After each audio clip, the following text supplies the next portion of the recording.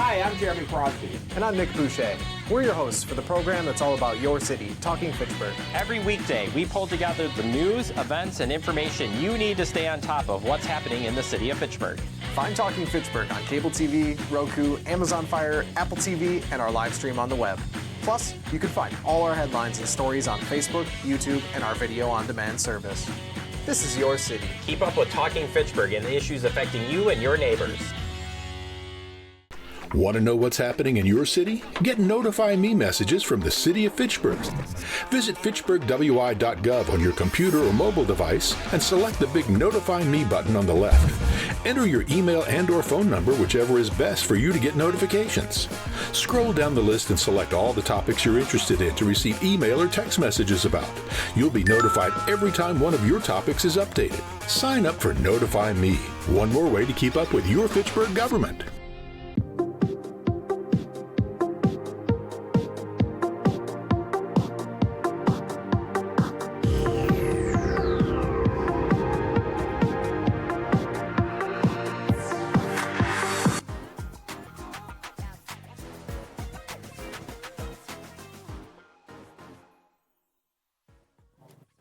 Everyone to the Plan Commission meeting for July 15, 2025. The first thing is to call to the order to the meeting, and second is the approval of the minute. I move approval. Second. Any questions, comments about the minute? Here none. All those in favor of approving the minute say aye. Aye. Any opposed? I abstain. You abstain? Okay. Oh, I should abstain too. Sorry. I wasn't here. I wasn't here. You don't actually have to, just FYI, I looked this up in Robert's Rules. You don't have to abstain if you weren't present. Oh, really? Okay. Okay. Yeah, just because Okay. you can actually have like a quorum issue if that's the case, so Well, we FYI. have So do you wish to abstain or You can not? still I'll abstain. stick with my aye then. That's fine. Okay. The motion carries. Thank you. So next we move to public appearances for non-agenda items. Do we have anyone on the, yes? Come in. Do you have your paper? Where? Yeah. Oh, here. Okay, come in, Dave. David.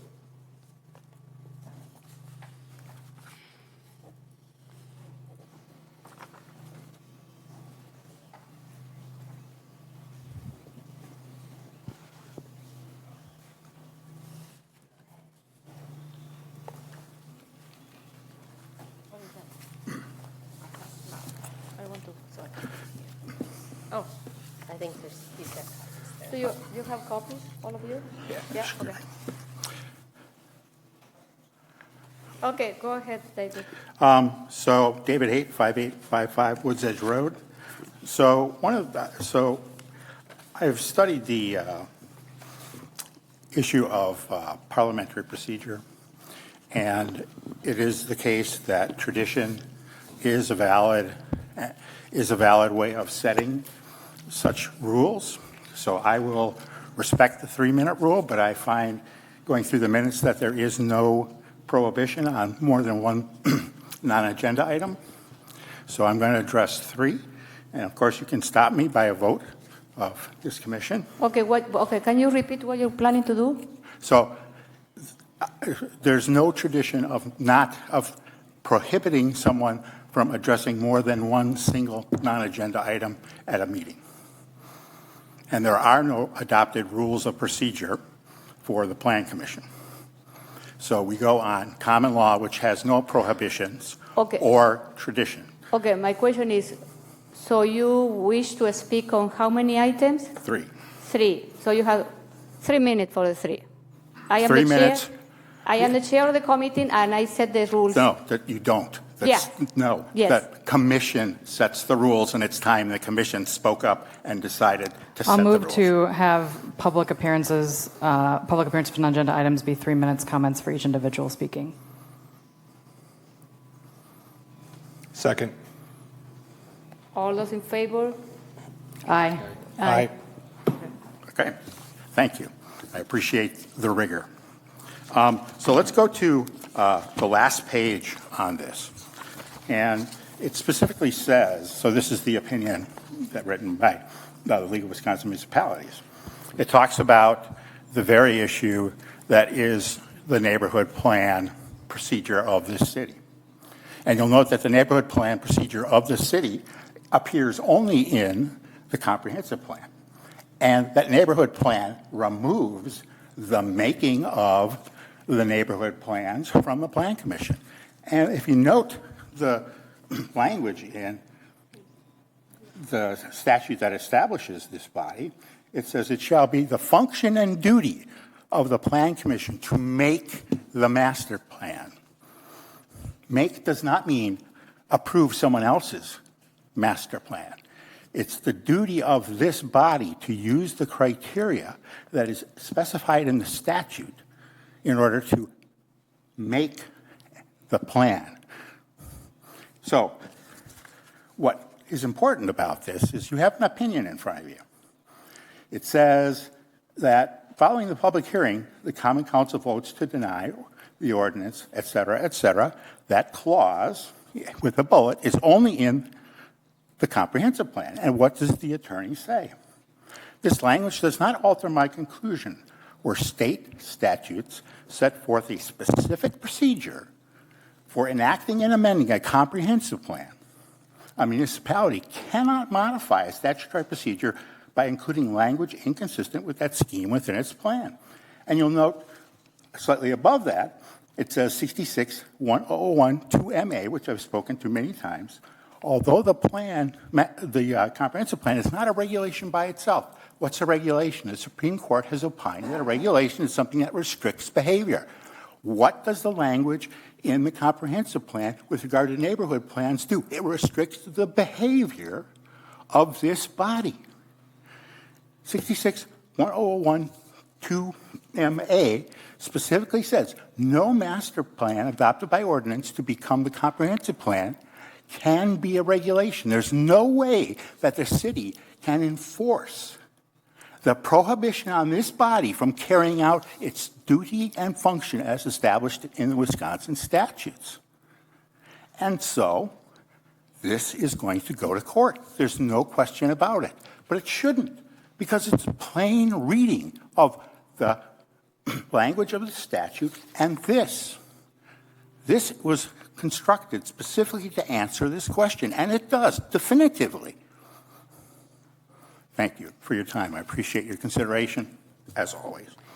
David, can you send us an email with your specific concern, a question, because I try to follow up what you're trying to say. I want to be sure what are the things that we are missing. I can do that. Yeah, okay? Thank you. Okay, so next we move to the agenda review. Any question, comment? Okay, so we move to item 5, is agenda items. We are going to start with I'm going to open the public hearing and consideration of rezone RZ-2599-25, request by Jason Griswold, agent for C&B Development LLC, to rezone properties from PDD SIP, that is a planned development district, a specific implementation plan, to another PDD SIP, to allow for a virtual indoor golf and lounge with commercial kitchen available for rental to food trucks on property associated with 2949 Treverton Pike Drive. Okay, so we have Jason Griswold. Yes. He wishes to speak on this, and then Justin also in support and to answer questions. Okay, do we have anyone else? And we had Tom Phillips in support. He's support as well. Yeah, okay. Okay, go ahead. Okay. So we're looking to rezone this to turn the old Benvenutos into a golf simulator lounge. We don't think that the space is reasonable for the size of a restaurant. It's over 14,000 square feet now. So in a way to buy the property without actually having multi-millions in capital to build a high-rise or be able to wait the 12 to 18 months to rezone it is the way it currently stands. We'd like to create a profitable business in there and use that money to hopefully develop it further down the road in 5-6 years, depending on how quickly we can pay off the property. Okay. So there would be 7 golf simulators The bar would remain untouched, the basement, and the only change to the exterior of the building would be the paint that we just showed you in the picture. We're not looking for a sports bar or a club of any sort. Like, we don't want to be open until 2 o'clock in the morning. Like, I was a manager for Home Depot for 10 years, and my biggest lesson learning there was it's the safety of your employees and associates that you have to be most concerned with. So the fact that I will be working there, my brother will be working there, his wife will be working there, like, staying open past like 10 or 11 is just dangerous in my opinion. And I don't want to bring that kind of crowd. We don't need cars leaving at 2 o'clock in the morning. We don't want to disrupt the neighborhood. What we want to do is bring something of value to the neighborhood in a currently vacant building. Can you explain a little bit more about the commercial kitchen? What is your idea with that? So we actually have a startup mocktail company that was interested in renting it out, not full-time, but they have large contracts that are coming in. So we want to utilize the commercial space in order to rent out to food trucks on the south side of Madison, because it's required that they prep in a commercial kitchen, but the availability of Feed's Kitchen is way beyond realistic for that. So they kind of fake it, and the whole restaurant industry knows and recognizes that. We will have pizzas for sure. We'll probably have some other bar items because we have a fully stocked kitchen. We've got a great pizza oven. It's not cheap, but it will turn a Salvatore pie from frozen to perfect in 5 minutes flat. So we can get a lot of volume out just by providing pizzas and, snacks, chips, stuff like that as well. And then hopefully, if it's okay with the commission, to have partnerships with food trucks. So maybe on a Saturday or on a Friday night, like, they do serve food like in our parking lot, but really only one at a time, and there would be nobody parking there overnight. Okay, so we are going to move to the staff report now. I'm going to close the public hearing and move to staff report. And then some of the plan commission, maybe they will ask questions, okay? Good evening, everyone. So this property is the former Benvenuto's, and I guess you already know that 2949 Triverton Pike Drive, and the current zoning is PDD SIP. And as you know, planned development districts are very specific to a particular use, and the current SIP really only allows the Benvenuto's restaurant. So what we're asking tonight is to rezone from SIP to SIP. It's a little bit unusual in our world, but the GIP, what is proposed here tonight, is still consistent with the original GIP. What is proposed here tonight is not consistent with the current SIP. So that's what we're doing, is this rezone to allow this development. The property is currently described as 2 lots, lots 15 and 16 of Mickelson's Woods. That original general implementation plan, that original GIP, was approved in 1994, and then the specific implementation plan for Benvenuto's was actually approved in 2003, so it's been quite some time. And what is, as Jason has already mentioned, primarily an indoor golf simulator with the opportunity to rent out the commercial kitchen. And so one of the things that staff mentioned here, staff has had some initial discussions with potential redevelopment for this site before Jason came along, and the numbers just weren't working at this time. So staff believes that this current use is a good use of this existing space, and staff is recommending approval of the rezone with 5 conditions. The things that I would just point out here, the permitted uses: virtual golf, sports bar, restaurant. There was talk of some live music. in events and commercial kitchen for lease and food truck services, no conditional uses. The current site plan would set the building placements, the setbacks, the site layout, and then late night hours here in the rezone, we put that operations would not be permitted past 12 a.m. midnight, and that food trucks would not be allowed to be parked overnight on this site. So that's the summary of the memo.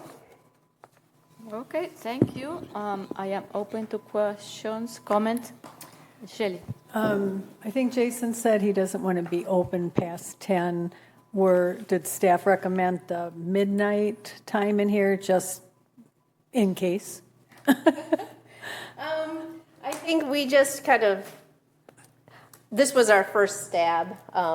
If Plan Commission is more comfortable with the 10 a.m., I felt that it gives a little bit of flexibility for a particular evening if they wanted to stay open until 11. I thought that 12 a.m. would be a reasonable number. But So would the time limit apply to the food truck in the parking lot? Is that your intention also? They would only be allowed their opening hours. Okay. Can you describe a little bit more the live music intention? So we were hoping to discuss after getting this process going, expanding the outdoor area to, utilize all the people that are walking their dogs through the park. I mean, the park gets so much use, but this is so close and nothing's there. We thought it'd be a good idea to expand it in the future, hopefully next spring, if you guys feel comfortable with that. And the live music, nothing amplified. We already have a couple of family members and good friends of ours that are offering to play acoustic guitar inside the building, outside the building when it's nice out. It's not going to be a rock concert out there. Simple, we're trying to keep it small. The way we've set up the golf simulators, it feels cozy. The bar feels cozy. It doesn't feel that big. So we want to keep that family-friendly type of vibe going. And we wouldn't have full-on concerts, guaranteed. Okay. Can you also describe kind of how extensively you guys are having to do in terms of remodeling? I mean, I both appreciate that that's a really big space for a restaurant, but it's a nice, really big space for other business models in the future. Yeah. Right? I hope this succeeds. It'd be wonderful. Golf simulators are kind of a specific footprint. So I'm just curious for the level of interior kind of renovation and I guess how permanent kind of that layout is once put in. It would be strictly dining room. They take out the fountains, they take out the chairs and booths, and the 7 would fit comfortably in that area. The only thing that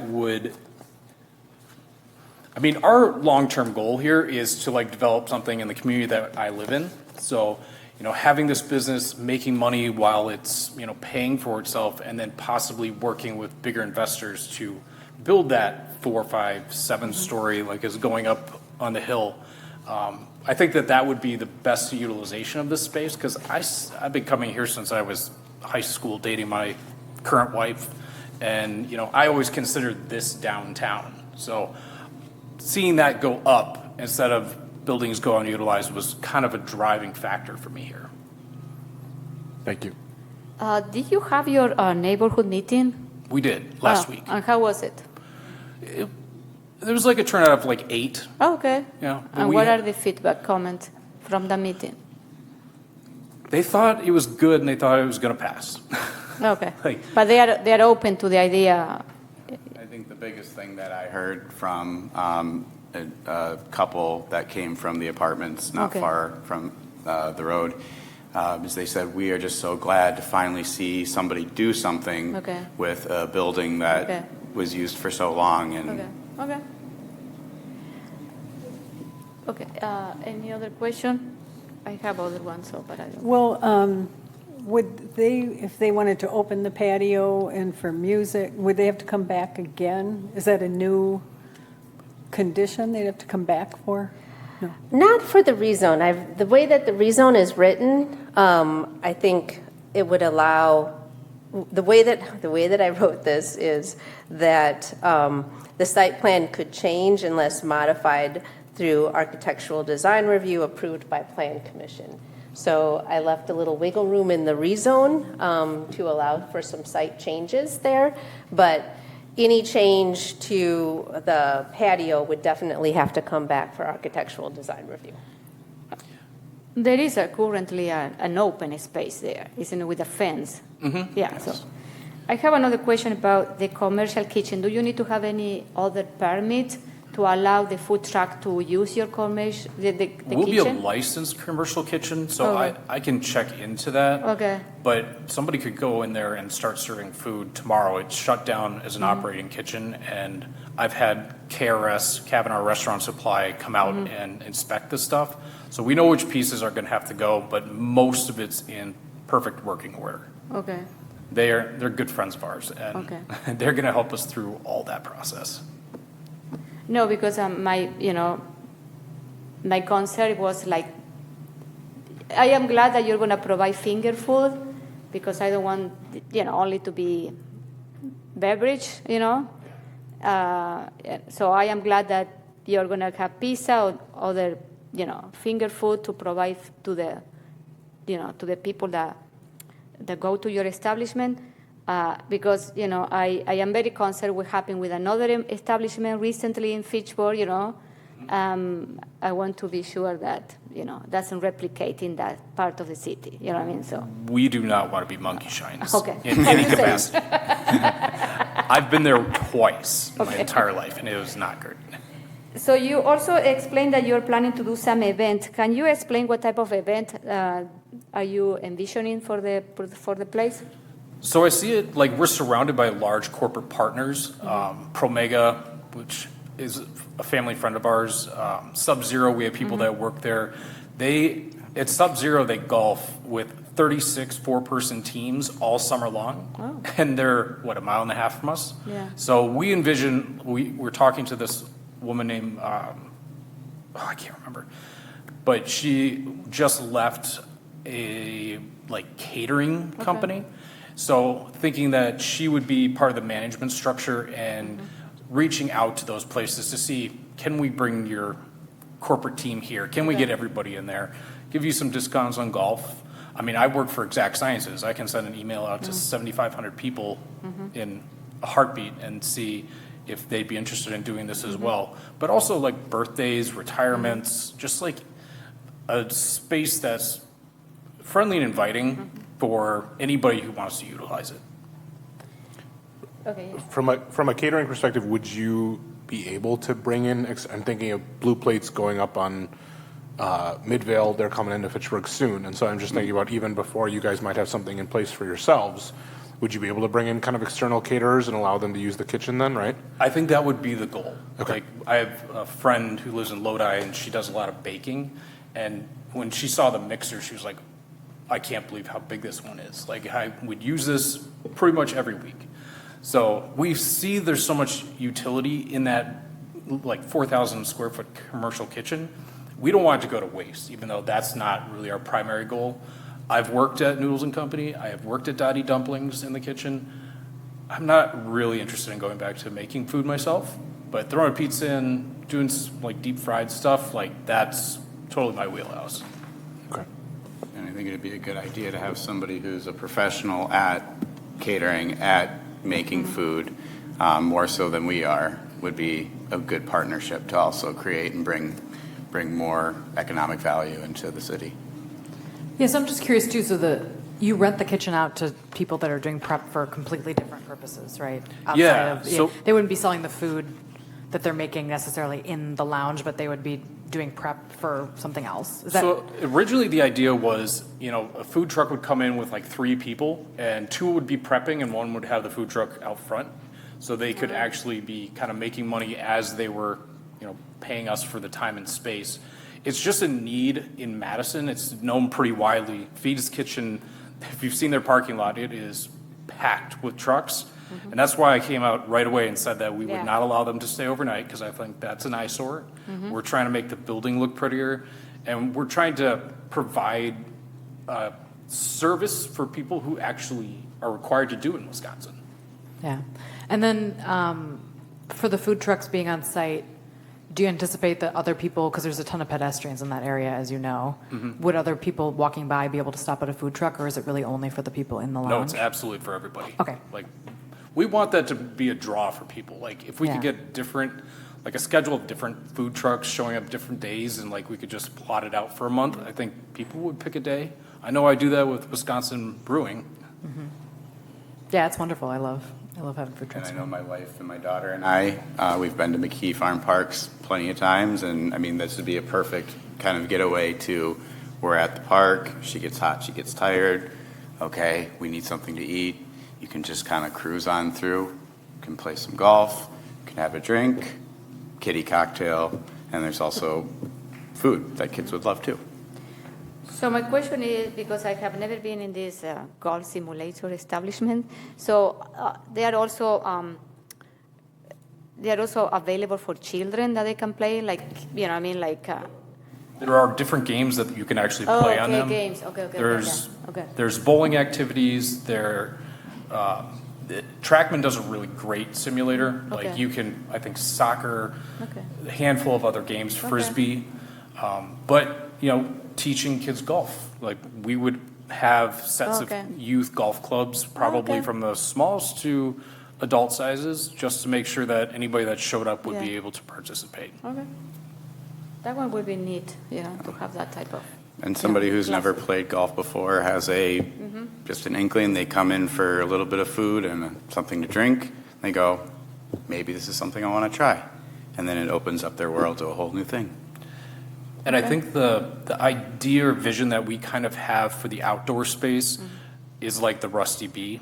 Okay. Like, it's clean, it's got fire pits, like it's not terribly loud or crowded, but you know, comfy couches, stuff like that, just to give people access to it during the summer months. Okay.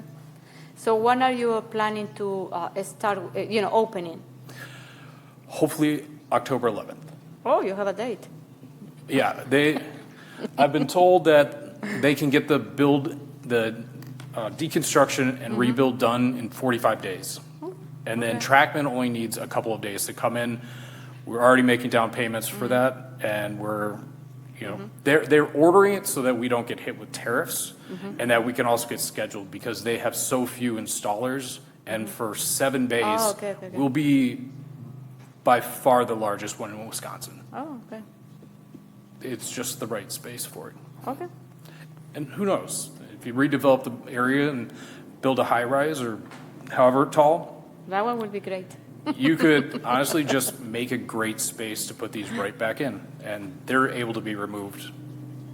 Yeah, I wanted to touch on that too in terms of the housing, because this would be a wonderful place for more housing, just because the location is perfect. There's going to be bus rapid transit very soon in the near future. It's just ideal for creating more density in the area. So you do think that that's a possibility on the horizon? Absolutely our That's plan. what you would that's your intention, your long-term intention? It's a 2.5 acre lot, 2.6 acre lot. I think that you can build, it's said in the limitations, like a 53,000 square foot. That's over an acre. So like that would provide an immense amount of space to develop it. Awesome. Thanks. Any questions? Comment? No? Okay, I need someone to move there. You have a question? No, I was just wondering what we want to do about the time What time? in the conditions. Oh, the 12? I have proposed 12 a.m. Oh. So if you would like to change that, and you would need to just make an amendment. I think the only thing that I see, like, in case like they want to do event, maybe they need to, you know what I mean, like a rehearsal dinner or on a small party, if we put 10 o'clock. I don't know. The time doesn't bother me, but No, me neither. Yeah. I just wanted Yeah. us Yeah, I think to it's- know what we want to do. yeah. I'll move approval of rezone RZ 295525 with the 5 conditions outlined by staff. Second. Second by Carol Poole. All those in favor of the rezoning, say aye. Aye. Any opposed? The motion carries. Okay, thank you. And congratulations. Congrats. Thank you Thank so you very much. much. Welcome. We are going to be there on October 11.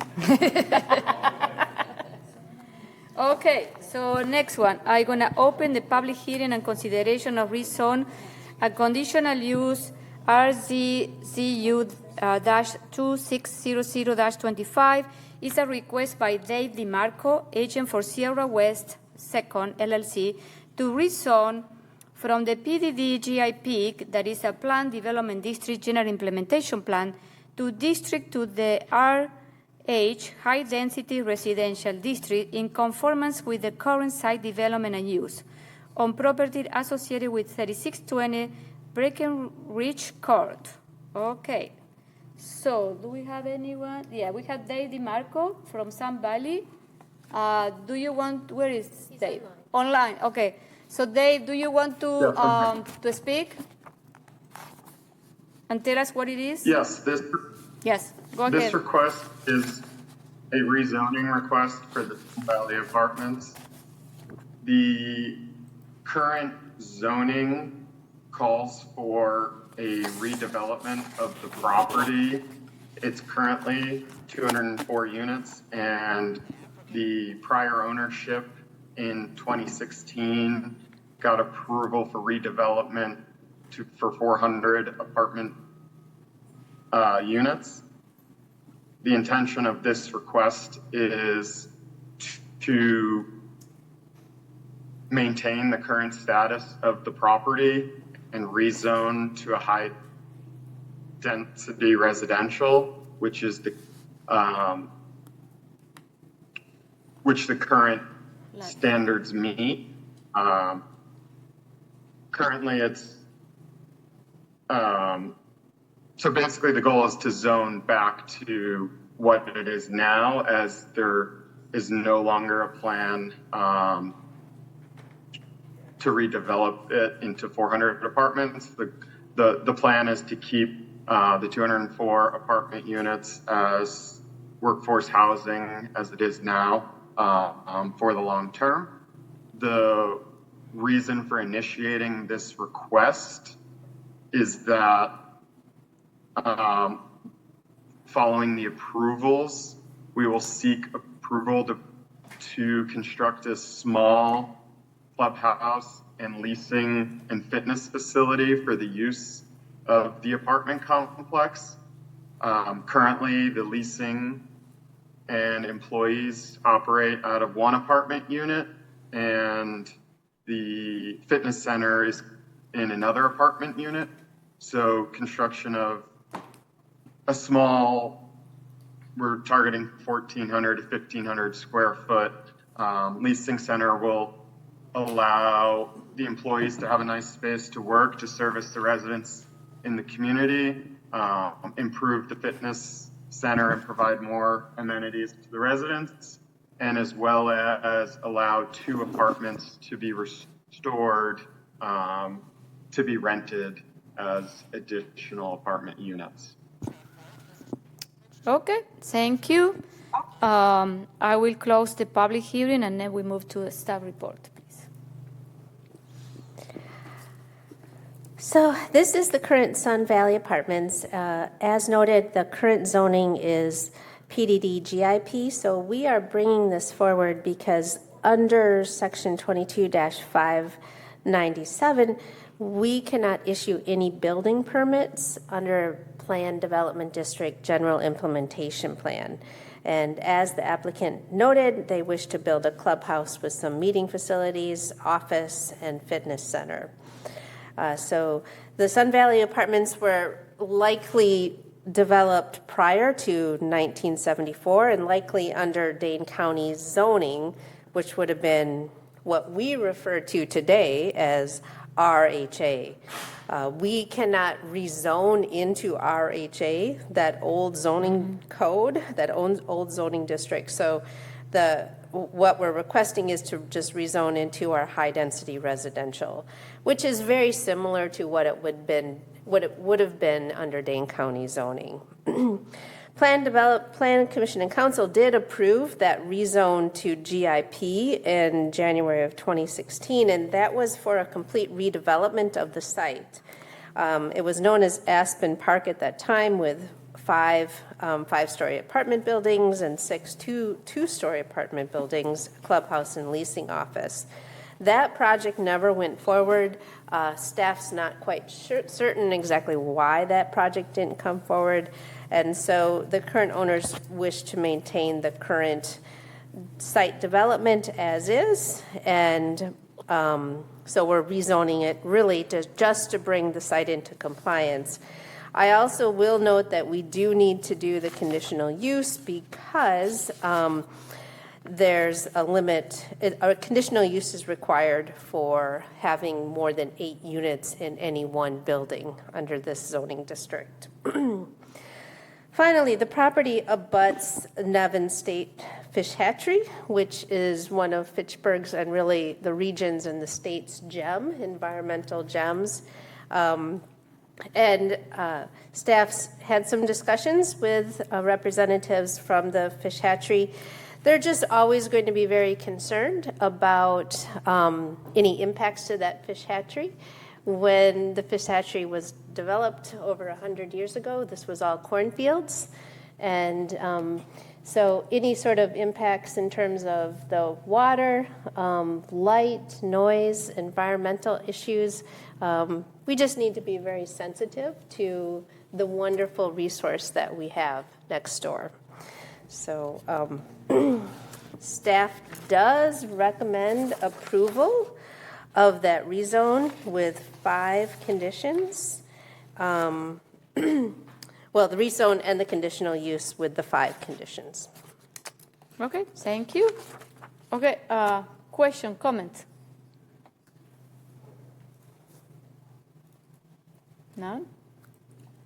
I'm just curious about the RZCU. That's like, I just have never seen a rezone and a conditional use being one thing. Is that a thing? It's not generally too common. It's been done in Fitchburg in the deeper past, and it was just a little bit simpler to process this application, to tell you the truth. Yeah. Cool. Brand new thing I've never seen before. Any other comments, questions? Okay, so I need someone to move this. I'll move approval for public hearing and consideration of rezone and conditional use RZCU-2600-25 Second. with the 5 conditions as outlined by staff. Okay. Second by Carol Poole. So all those in favor of the rezone and the conditional use, say aye. Aye. Any opposed? The motion carried. Thank you. So next. Thank you very much. No, thank you. Next, we move to another I'm going to open another public hearing and consideration of conditional use. CU-2598-25. This is a request by Jason Jones, agent for the City of Fitchburg, to allow a conditional use for the construction of a municipal well and park facility with rear setback of 25 feet on properties zoned low-density residential associated with 2765 Wayfair Street. Okay, so I'm going to close the public hearing because it's our own conditional use. So closing the public hearing and going to staff evaluation. This is a larger lot in the first addition to Stoner Prairie. It was dedicated by plat to public and always planned for the future of a well. And so this project proposes a new well house with some public restrooms for the adjacent Stoner Park.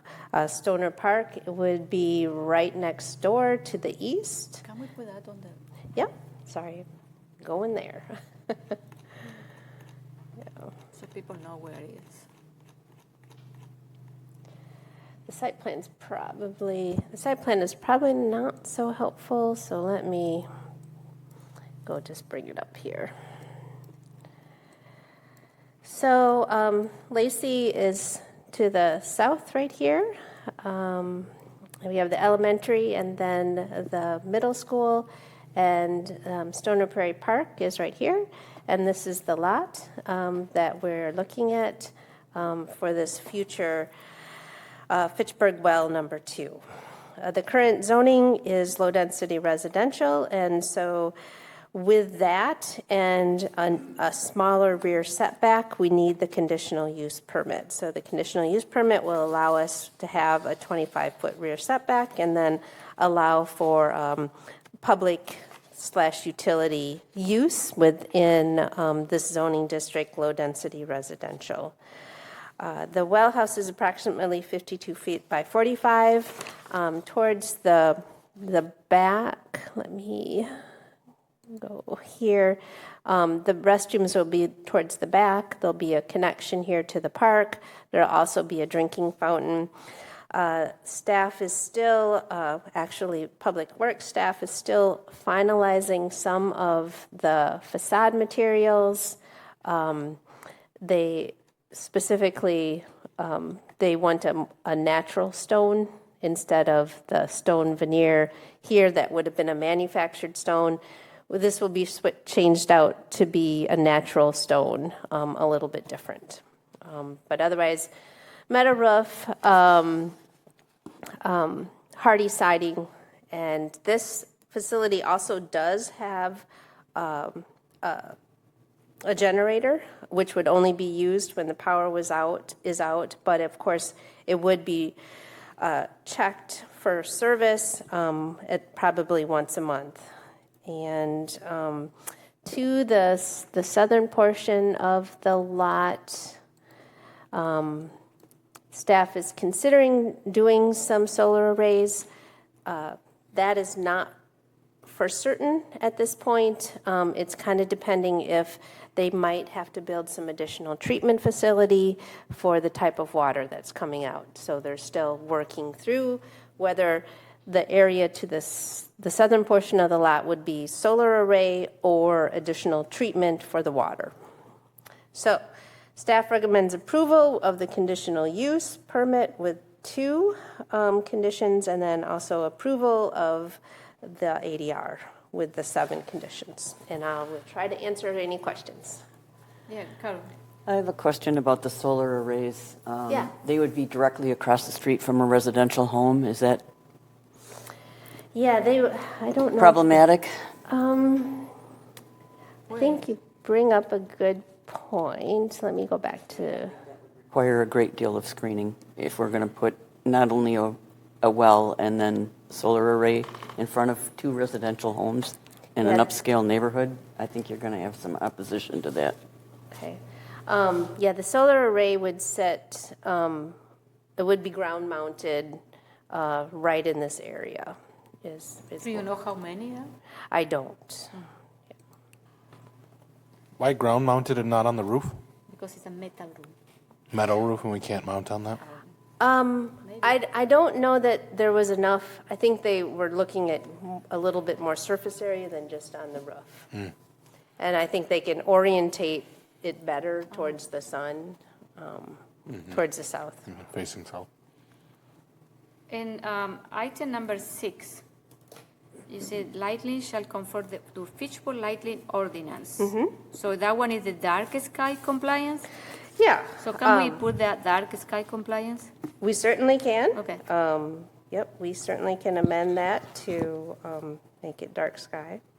There's actually very little lighting. They have I think they only are proposing some lighting underneath this access to there's a little porch area here that's access, and then there's 2 little lights at each door that will point down. Okay. So they're not lighting the site, I should say. But yes, we can add that. Do you know when the construction will start? You know, I don't. Do you know when the construction will start? Sorry, because yes. I do not know. Okay. Any other questions, comments? Okay, I need someone to move there. I'll move approval of CU 259825 with the 2 conditions outlined by staff. Second. Okay, I don't know who's second. Stephen or? Stephen. We'll give it to Stephen. Okay. All those in favor of the conditional use, say aye. Aye. Any opposed? The motion carries. I'll move approval of the ADR for Fitchburg Well number 12. Second. Second by Steven. All those in favor of approving the ADR, say aye. Aye. Any opposed? The No. motion carries. No? No, I don't like the solar array right in front of 3 houses. I think it's a problem, so yes, Okay. no. So Carol say no, okay? Okay. I'll follow up with staff, with Public Works staff on that. Okay, so next is item E, is the ADR for Life Point and 9 Spring. Is requested by Matthew Manning, agent from UW Life Point, to obtain an architectural design review approval for a proposed inpatient rehabilitation hospital in the 9 Spring of property located at corner of East Sherwood Parkway and Green Market Place. Okay, so what is this, Diana? So we have, yes, we have Matt Manning online. Hi, Matt. Do you want to speak about this project? I can give you a brief overview if you'd Okay, like. yes, of course. Mm-hmm. Okay. Matthew Manning, architect, principal architect with Earl Swenson Associates, Architects, 1033 DeMunbrian Street, Suite 800, Nashville, Tennessee, 37203. We are the architects for LifePoint for this particular project. LifePoint and UW have created a partnership to develop a inpatient rehabilitation hospital here on the site. The site in particular is a pretty compact site, I will say, but we are currently proposing a 58,500 square foot building with 40 inpatient beds. Typical patients will be there for roughly 2 weeks. They are post-acute and will have been discharged from a traditional hospital where they will come here to further rehab. So think patients that may have had a stroke or some orthopedic injury. So that type of thing. Brain injuries will be here. The site itself is pretty much maxed out with this project. We do not have any future expansion plans on this site. The site allows us to provide approximately 100 parking spaces, which is our goal for a facility of this size. The staff report is very thorough. We've worked through the number of issues with staff, and I believe they have some conditions of approval for the project.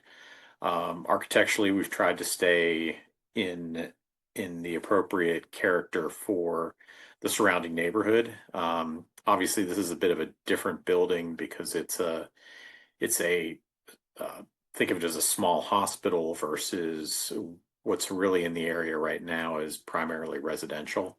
So trying to keep within that language, but still also have a functional hospital creates an interesting challenge for us. But I do think the building has ended up being very handsome and really tries to stay within that character. I'll let you guys ask me any questions you want, but I think that gives you kind of a brief overview. One note I had that I should have pointed out is I believe there is an administrative approval required for bicycle parking because this use is unique. We filed that information. I think we're in agreement with staff on how to calculate that. Okay, thank you very much. Okay. So, great. Thank you. Thank you. Diana? Sure. So this is East Sherrill and then Lacey, and the site that we're talking about is right here at the corner of East Sherrill and Green Market. Plan Commission and Council earlier this year have approved the final plat that would create two buildable lots, one for Life Point here and then one for another future development at the corner, right at the roundabout. The plat has not been recorded to date. We're still working through that. And also, you'll notice that Agenda 5J, which is Resolution R10625, is actually the subdivision improvement agreement for this project related to that final plat. The applicant will return to you all in August for a major construction early start permit for this project. So we're moving the process forward. This is a little bit unusual we are zone smart code, and generally smart code does not come to Plan Commission for architectural design review. However, in smart code, this is designated as Special District 1. And so we have been working with Matthew and his team for several months on the Article 5. We still need to do an Article 5, which is essentially a site plan review for smart code. But in addition to that process, we need to bring forward to Plan Commission this ADR. And the underlying reason here is because unlike the apartment buildings that you see to the west here, there's a little bit more flexibility in smart code in special district number 1. So that's why these special district projects come to Plan Commission for this additional review. Staff will note that, and as Matthew mentioned, that we've been working through with the bike parking, and they have submitted an administrative approval for that bike parking. The plans call for 8 short-term parking spaces near the front entrance and 4 longer-term parking spaces. I guess I should just come back here. We have a mix of metal panels and brick, stone-like masonry for the facade. You'll see that we spent quite a bit of time going back and forth actually on this facade off of East Sherrill, and that's actually because in smart code it is the primary facade. There is actually some kind of eyebrow canopy here to kind of offset that, and even though these are individual patient units and the main entrance is actually at the east elevation that you see here, we've created more of a feel that this could be a porous or a more entrance-like kind of feel. So in smart code, it's very important to have that engagement with the street frontage, right? We don't want to see blank walls in smart code. So I think Matthew and his team did a really good job in going back and forth with staff here to get to this point, so I thank him. I'll also point out that there's some screened walls for the parking areas. The walls will be matched with that stone-like masonry, and staff does recommend approval, and happy to try to answer any questions that you have. Yeah, I have a question. So they say that it's going to be 100 vehicle parking spaces, but this is for a 40-bed unit. So what do we need? How many employees will be working here? I'll let Matthew. Oh, I get it. 80 employees. Okay, so at the highest point, so they need a place to park. There's 80 that they would expect. Okay, yeah, I get it now. Okay. Any question? Yeah, well, but 80 staff members, you need more than 80 parking spots for 80 staff members? Is that visitor parking? Yeah, 100. So. Yeah, I think there's room for visitor parking too. Yeah. Yes, 20 spaces for visitors, and then the 80 remaining spaces would cover staff. And honestly, there's staff turnover at shift changes, so it's a little more complicated calculation. But the intent is about 20% of the parking is typically for visitors and 80% for staff. we've built these projects all over the country with this Okay. particular client in this size, and that's really the size that we found works best for the facility's needs. Where is the entrance? Because I assume the ambulance are going to come here, isn't it, to bring the patients?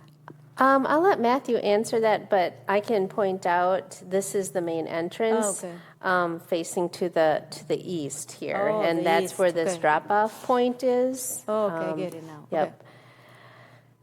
Okay. Yeah. So I'll provide a little bit of color commentary there. So typically the patients are being discharged from an acute care hospital, and they'll come one of two ways, either in one of those smaller ambulances. I frequently call them wheelchair cars, but a smaller ambulance transport, or they may even come in a family member's car. So the intent is that regardless of what the patient's condition when they arrive, the concept behind these buildings is that the patient will arrive through the same entrance as the visitors to the building. So the intent here is that they have that same experience as the visitors, so they're treated more as a guest than as a patient. Because they're going to be here for 2 weeks, that's a longer stay. So it's intended to feel a little bit more home-like, I guess you'd say. And really the concept there is just let these patients come in the same entrance as the guests. And really, these ambulances are coming not on an emergency basis. So they're not going to be blaring sirens. That's frequently a concern. So the notion here is that they all, whether it's a visitors coming to the building or the patient being admitted, they all come to the front door. Okay, thank you for the clarification. Okay, any other comments, question? So Deanna, what are the buildings around here? I assume staff was careful that the colors and everything kind of blend with others, but I don't know what is closest to it, or is it basically big fields? Oh, well, I mean, so this is the current site right now. So this is kind of the first one, but I think that the colors and the feel of this building is not exact. I mean, if you were to drive down Lacey, and these are all Avante buildings, they've accented in different colors. Many are earth tones, right? They use some bronze, some wood textures, a lot of gray, a lot of dark gray. I think that the building is consistent with the feel and the materials and the colors. It's not going to stand out. Okay, any other comments? Questions, so I need someone to move this. I'll move approval of the ADR for Life Point at 9 Springs with the 12 conditions as noted by staff. Second. All those in favor of approving the ADR, say aye. Aye. Any opposed? The motion carries. Okay, thank you. Thank you very much. Okay, so next we move to another ADR. This is for Corner Store Village condominiums. Request by Zoe Barnes, agent from Cornerstone Village Condominiums, to obtain an architectural design review approval for exterior renovations. So we have, who is here? Tom Gernetsky. Tom, are you there?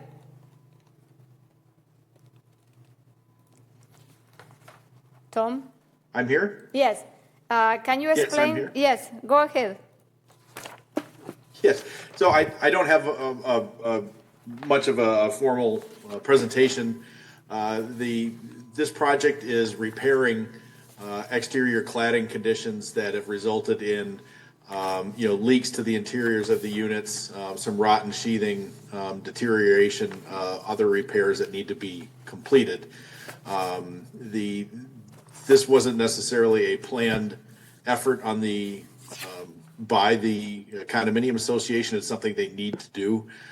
So they were reluctant to come back with replacing all the brick masonry that has to be removed to complete the project with new brick masonry, given the cost that would be incurred and the limited resources that the association has.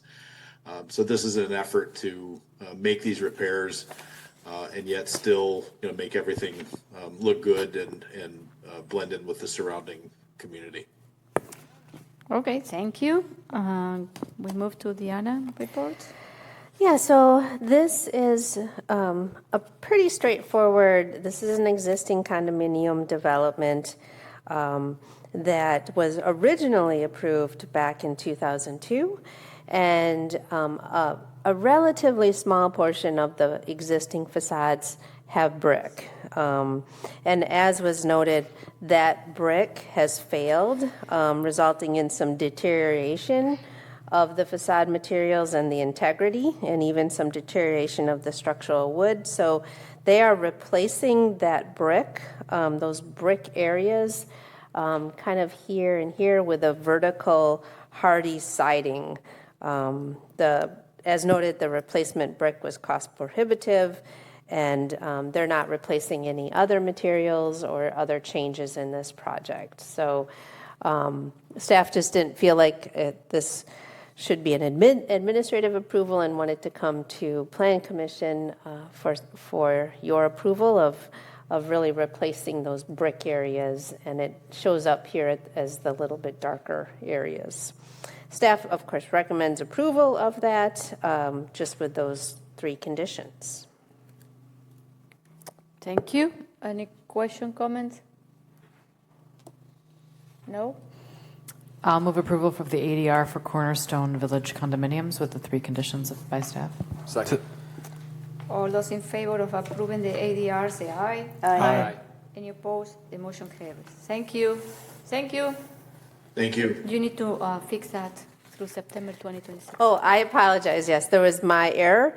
The work is planned for September 2025 through November 2025, and then also next year from April 2026 through September 2026. I missed a number.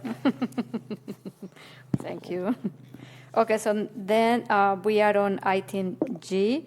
So this is another ADR for Western Great Lakes, request by Ross Trachel, agent from Western Great Lakes, Finishing Trade Institute Fund, to obtain an architectural design review approval for exterior renovation on property associated with 2919 Commerce Park Drive. So Ross is online or here? Oh, yes. He's online. Okay, go ahead, Ross. Western Great Lakes just moved into this property. They purchased it maybe 4 or 5 months ago, and they just want to give it a refresh. So some staining of the masonry, painting of the vertical metal panel that's on the building, and then they also want to update the entry area and provide kind of some extra kind of weather screening, if you will. So we've got a new generally a prefab metal kind of awning there along the front, which is the east elevation, I believe there. So that's generally the whole scope of the project. Okay, thank you. We move to a staff report. Staff really doesn't have anything to add. There's just proposal to repaint and stain with basically some earth tones for the building. Staff doesn't have any concerns with the selection. We just point out that Ross said there's an extra canopy being put near the entrance. You can see the side view of that, and then how it would look here along Commerce Park Drive. Staff does recommend approval with those 4 conditions. Okay, thank you. Any question, comments? I'll move approval of the ADR for Western Great Lakes with 4 conditions outlined by staff. Second. Second by Carol Poole. So all those in favor about the ADR, say aye. Aye. Any opposed? The motion carried. So thank you, Ross. Thank you. Okay, so 1 second. Now we are H. So this is a pre-application J.T. Klein Orchard Point proposed multifamily plan development district requested by Danny Affable, agent from J.T. Klein, to obtain a pre-application review for a proposed planned development district on property on Nesby Road. Okay, so Danny is here representing the developer. Okay. Everyone is here. Okay, so go ahead. Yes. Deanna, I think we prepared a presentation. Do you want me to pull it up on my laptop, or is that? Yeah, if you have HDMI Yes. that you could plug in on your laptop, then we could do that. Otherwise, you'll have to email it to me. No, they have a new one. Yeah, It's a I revised do one. have it in the packet. That's right. Yeah. Has it changed? No, nothing's changed on it. Okay. Oh. Well, then let me just pull that up for you. That'll be quicker. Thank you.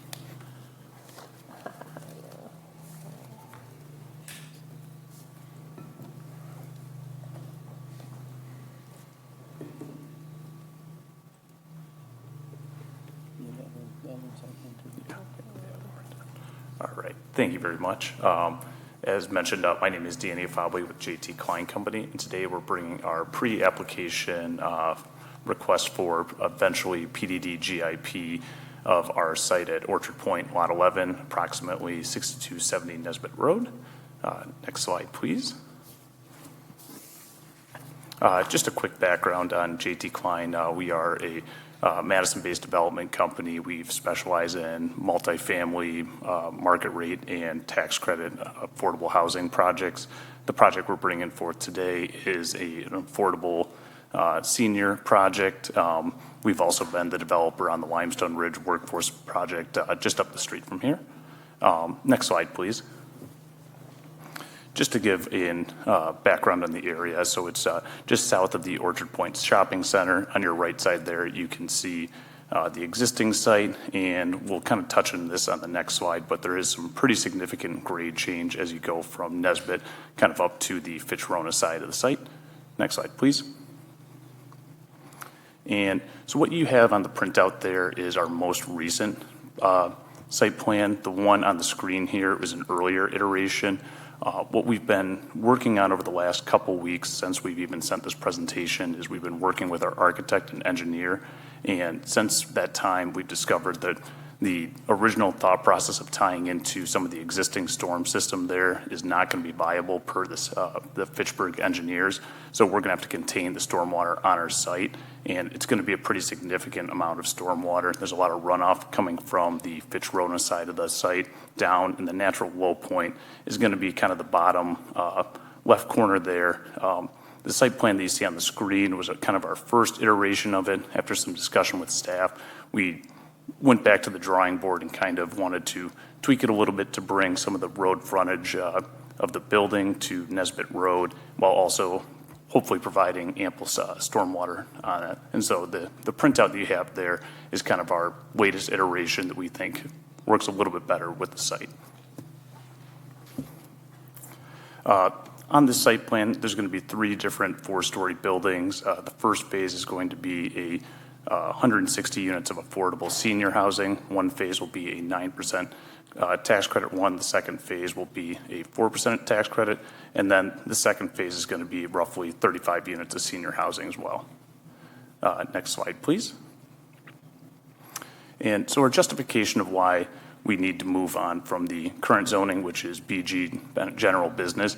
This district does allow for multifamily housing, but it needs to be above the first floor, which would be required as a commercial use. So essentially the entire first floor would need to be a commercial space, and then you'd be able to go up to 3 stories of multifamily housing, which this won't work for us. Additionally, our site needs to go up to the 4 stories to get the density that we're looking for. So business general would not be the proper district for this site. Next slide, please. And just to do the due diligence of making sure there aren't any standard districts that work. This is the most relatable one, which is the high-density residential HRD. And there's a couple different reasons why we don't think this would be appropriate. First off, the max conditional use is going to be 100 to 110 units. The site is also too big to fall within this per your zoning code after October 12th of 2010. There's a limit on how big this site can be. Our site's also going to have a more dense coverage of 54 to 60%, and our parking requirements are going to be a little bit less than what HRD will allow us to do. Next slide, please. So, kind of to what I was talking about before, we think the best fit for this is going to be a PDD zoning. This will allow us to get the greater density of units, which is approximately 52 units per acre. It's going to allow us to get to the 4 stories of height that we need and get us to the lot coverage and parking ratios that we think are going to be appropriate for this. Additionally, it's going to help with our setbacks, and from the front, rear, and side, we want to move our buildings a little bit closer to Nesbit than any of the standard zonings will allow us to. Next slide, please. Just a map of other areas in this district. I'm sure you guys have seen this before, but there's a lot of different sites that have come through here that have gone through the PDD zoning process, including our previous Limestone Ridge project. A lot of these are multifamily housing ones, and we think this is a good location for our project, which is why we think the zoning is going to work for us. Next slide, please. Just some other reasons why this will fit within the PDD zoning, the character and intensity of land use. For starters, our design team is KBA, and our engineers, D'Onofrio. They're experienced working with Fitchburg. They're going to know the ins and outs of the zoning and make sure that everything works appropriately. And the site itself, it's just an open area. It's void of any existing trees or significant landscapes, so we're not going to have to tear anything down. The utilities are already brought in through Nesbit, so the site is well suited to be redeveloped, and we're going to provide all our utilities of stormwater and parking on site as well. Next slide, please. Economic and feasibility and impact. This development will utilize a lot of different types of financing, including the tax credits that we were awarded back in June. And we're also going to go out and apply for Dane County Affordable Housing. We just applied for the Federal Home Loan Bank HP grant, and once completed, it'll provide a very nice tax base increase. Additionally, as mentioned before, the engineering design standards, we're already starting to work with the Fitchburg stormwater team just to make sure that everything that will be contained on the site here. And then last, maintaining the open space. The goal is going to be to provide some open space for our tenants and then tie into the existing trail so that they're able to kind of navigate throughout the walkable area. Next slide, please. Other than that, we'd like to open up for any questions. We are going to move to the staff report, and then I open the question. Okay. So I think Danny provided an excellent overview. I will just point out one of the comments that staff had was the potential of maintaining the vehicle connection up to Fitzroy Road. There is also a bus stop up on Fitzroy Road that should be kept in mind. Bike parking will be required as the part of the development in future plans. And then should a planned development district general implementation plan come forward, we will also need to modify the Orchard Point comprehensive development plan. I've let the applicant know what we would need to do that. It's pretty straightforward. Plan Commission has approved several of those. This site was originally designated as the future land use map indicated. The site was originally designated for commercial development in the Orchard Point Comprehensive Development Plan. So to bring this project forward for the rezone, we will also need to make a modification to that Comprehensive Development Plan. Staff notes that there's no formal action to be taken by Plan Commission this evening. This is just for feedback and discussion. Okay, thank you. Question, comments?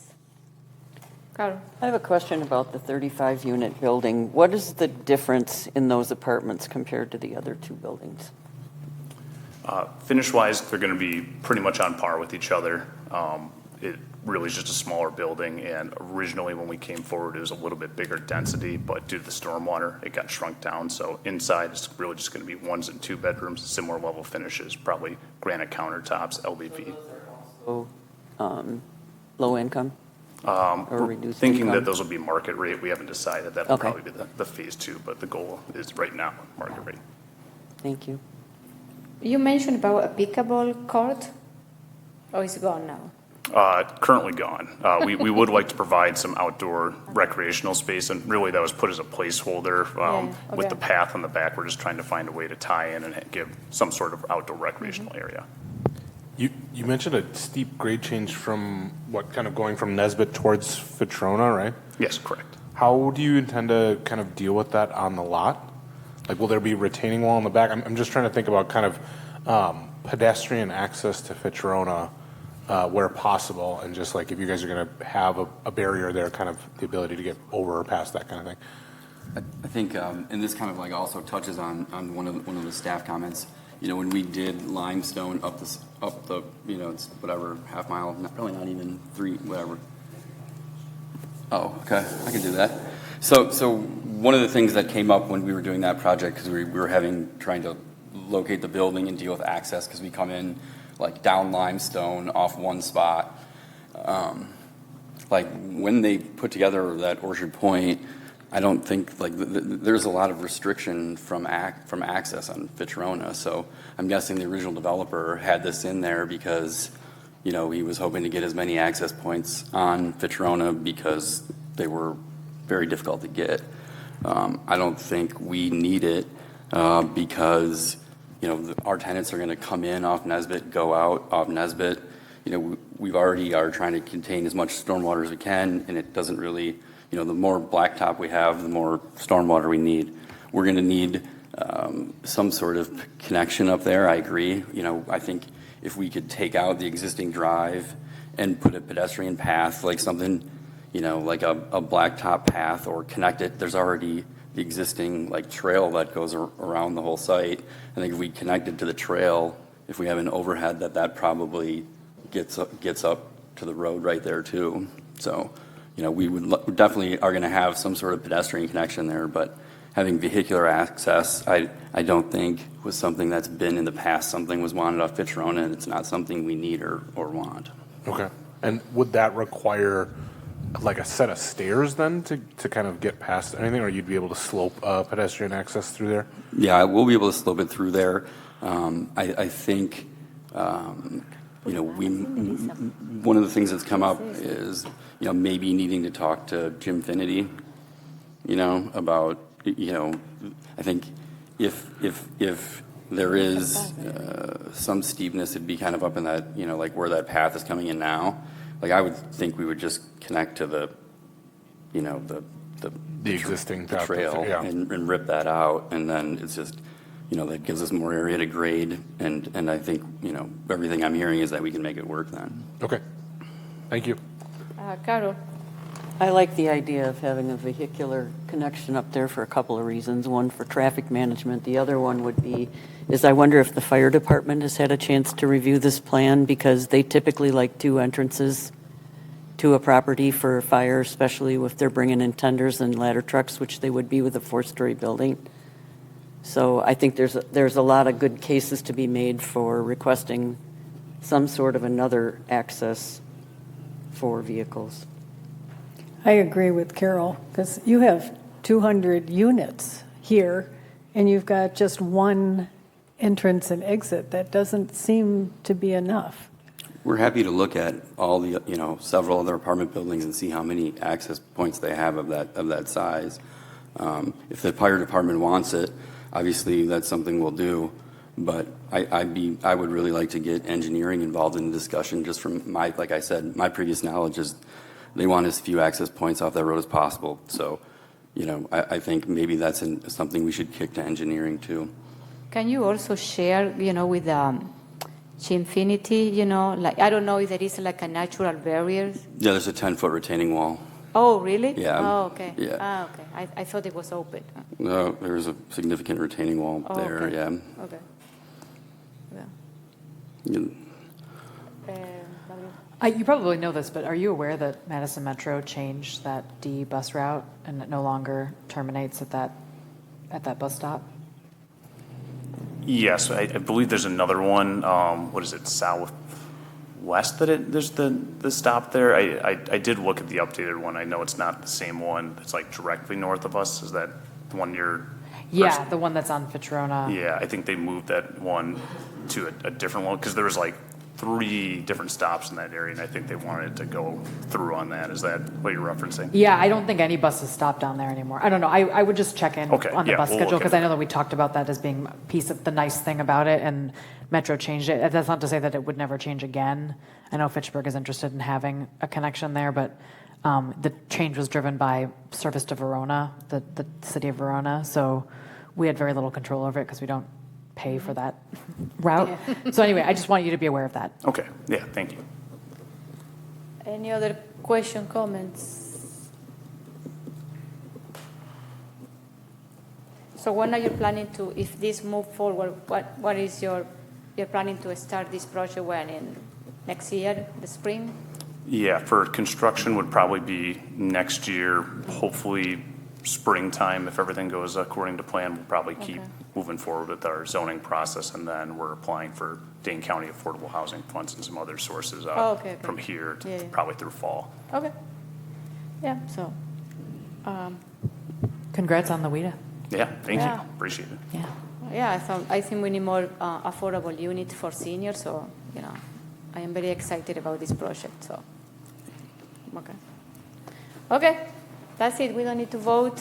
So this is a pre-application. So. All right. Thank you. For the time. Thank you.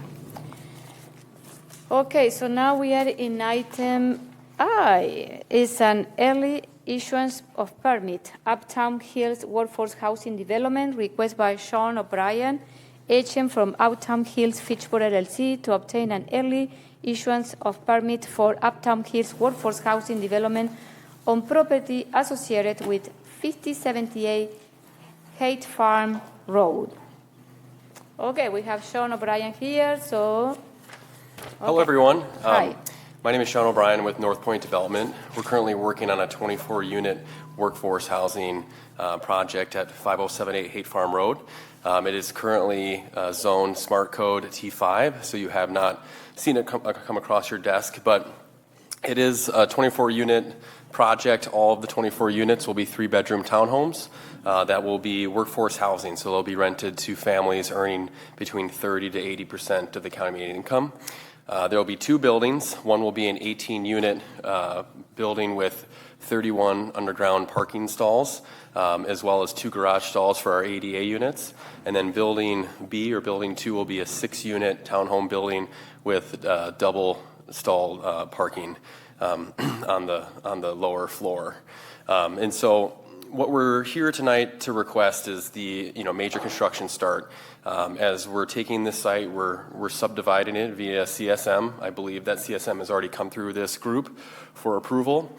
But basically through that CSM, we're dividing it into multiple lots. And in order for us to be able to start our project and get our permits, we have to go this route. Otherwise, we have to put in all the public improvements, which includes the sidewalks, the extension of the water line.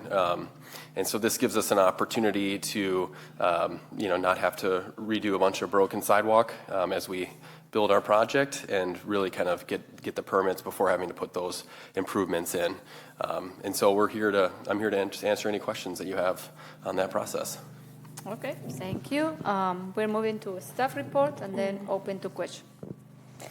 So as Sean mentioned, this is a major construction, I guess we kind of flip around in some different language, but major construction approval, early issuance of permits. So normally we do not issue early start building permits until the most of the public infrastructure is in.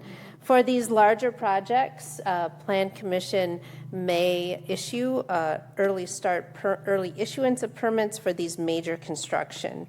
And as Sean mentioned, that allows them to start the footings and foundations and even perhaps go vertical in terms of their construction if they've met all the requirements prior to acceptance of all the public infrastructure. And that public infrastructure varies. In this case, there's a water line, there is sidewalks that need to be put in. So it can be a pretty efficient way to proceed into construction.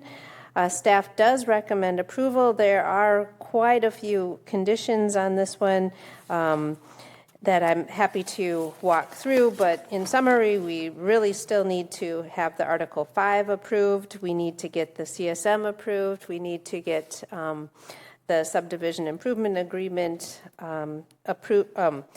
recorded and get that CSM recorded before we can proceed with the early start. I'm happy to answer any questions about this process. Okay, thank you. Any question, comments? I have you're going to remove that paragraph? Oh, I'm sorry, yes. We copy and paste some things over sometimes, and there is a paragraph in here that starts with the applicants are also aware that does not belong under this particular item. I apologize, I just miscarried that across without properly deleting it, so it does not apply in this case. Okay, question?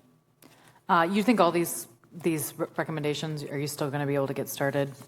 Because you're coming here to get the project going, so I'm just curious if all these conditions are able to be met. The interesting thing about workforce housing is that both WIDA, who's our lender, and the investor that buys our tax credits, they require full permits before you can start, and that doesn't really jive well with city ordinances, because a lot of times municipalities will say, well, no problem, you'll get an early start permit, and you can start working on your grading, your footings, and by the time in a couple months you'll be able to come back and get your full permits.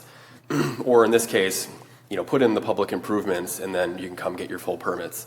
That doesn't really work in this model, because we can't close and access our capital financing until we can pull for full permits. In terms of can we get there and get started in a couple weeks? Well, the items that Deanna had listed, the CSM is approved. We just can't record it until it's signed by the city, and the city won't sign it until we have the subdivision improvement agreement recorded as well. We're working with engineering right now. We're hoping that agreement comes to council next week, and then if we get approval there, then we can record that, and the city will sign our CSM. We can get that recorded, and we can work through all the other things that we need to have done in the next few weeks. We still do need the Article 5 site plan approved. And we've been going back and forth, working through that, and hopefully we're close. But we'll see what comments come back and address them as soon as possible. Okay. So your intention would be to start construction as soon as possible? Yeah, the goal is to start by August 1st. Got it. Oh, you're ambitious. Yeah. Well, the problem is, there's been a lot of changes at WIDA. And this is a non-competitive tax credit project. Yeah. And, they made their award to us a while ago. And it's been a little bit of a more slow process for us, because of the uniqueness of the site, but then also with the public infrastructure that's going on with the sewer extension and sewer interceptor.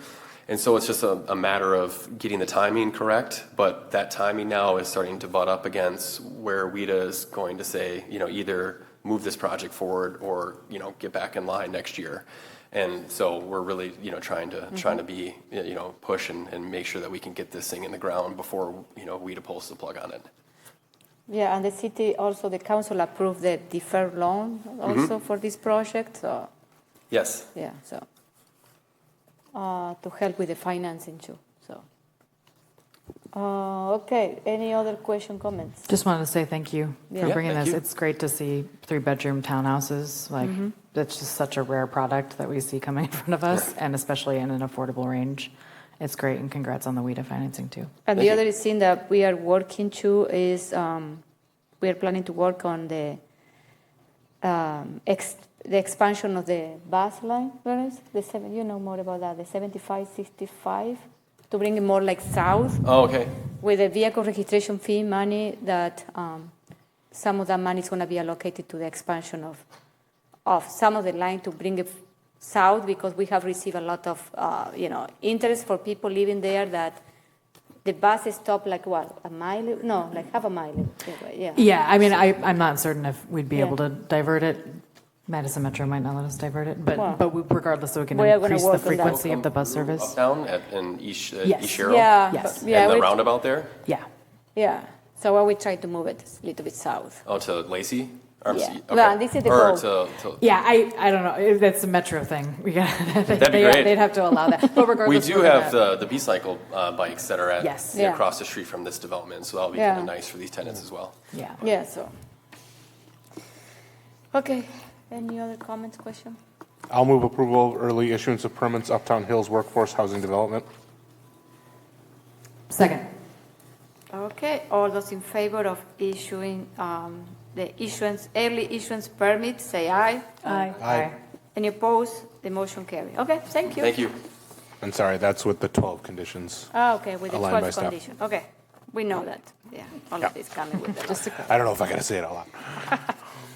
Okay, so where we are on item J. This is a resolution R-106-25 approving the agreement for subdivision improvements in the plat of 7 addition to 9 Spring. This one was postponed from June 24, 2025 from the Common Council meeting. I don't remember this, but okay.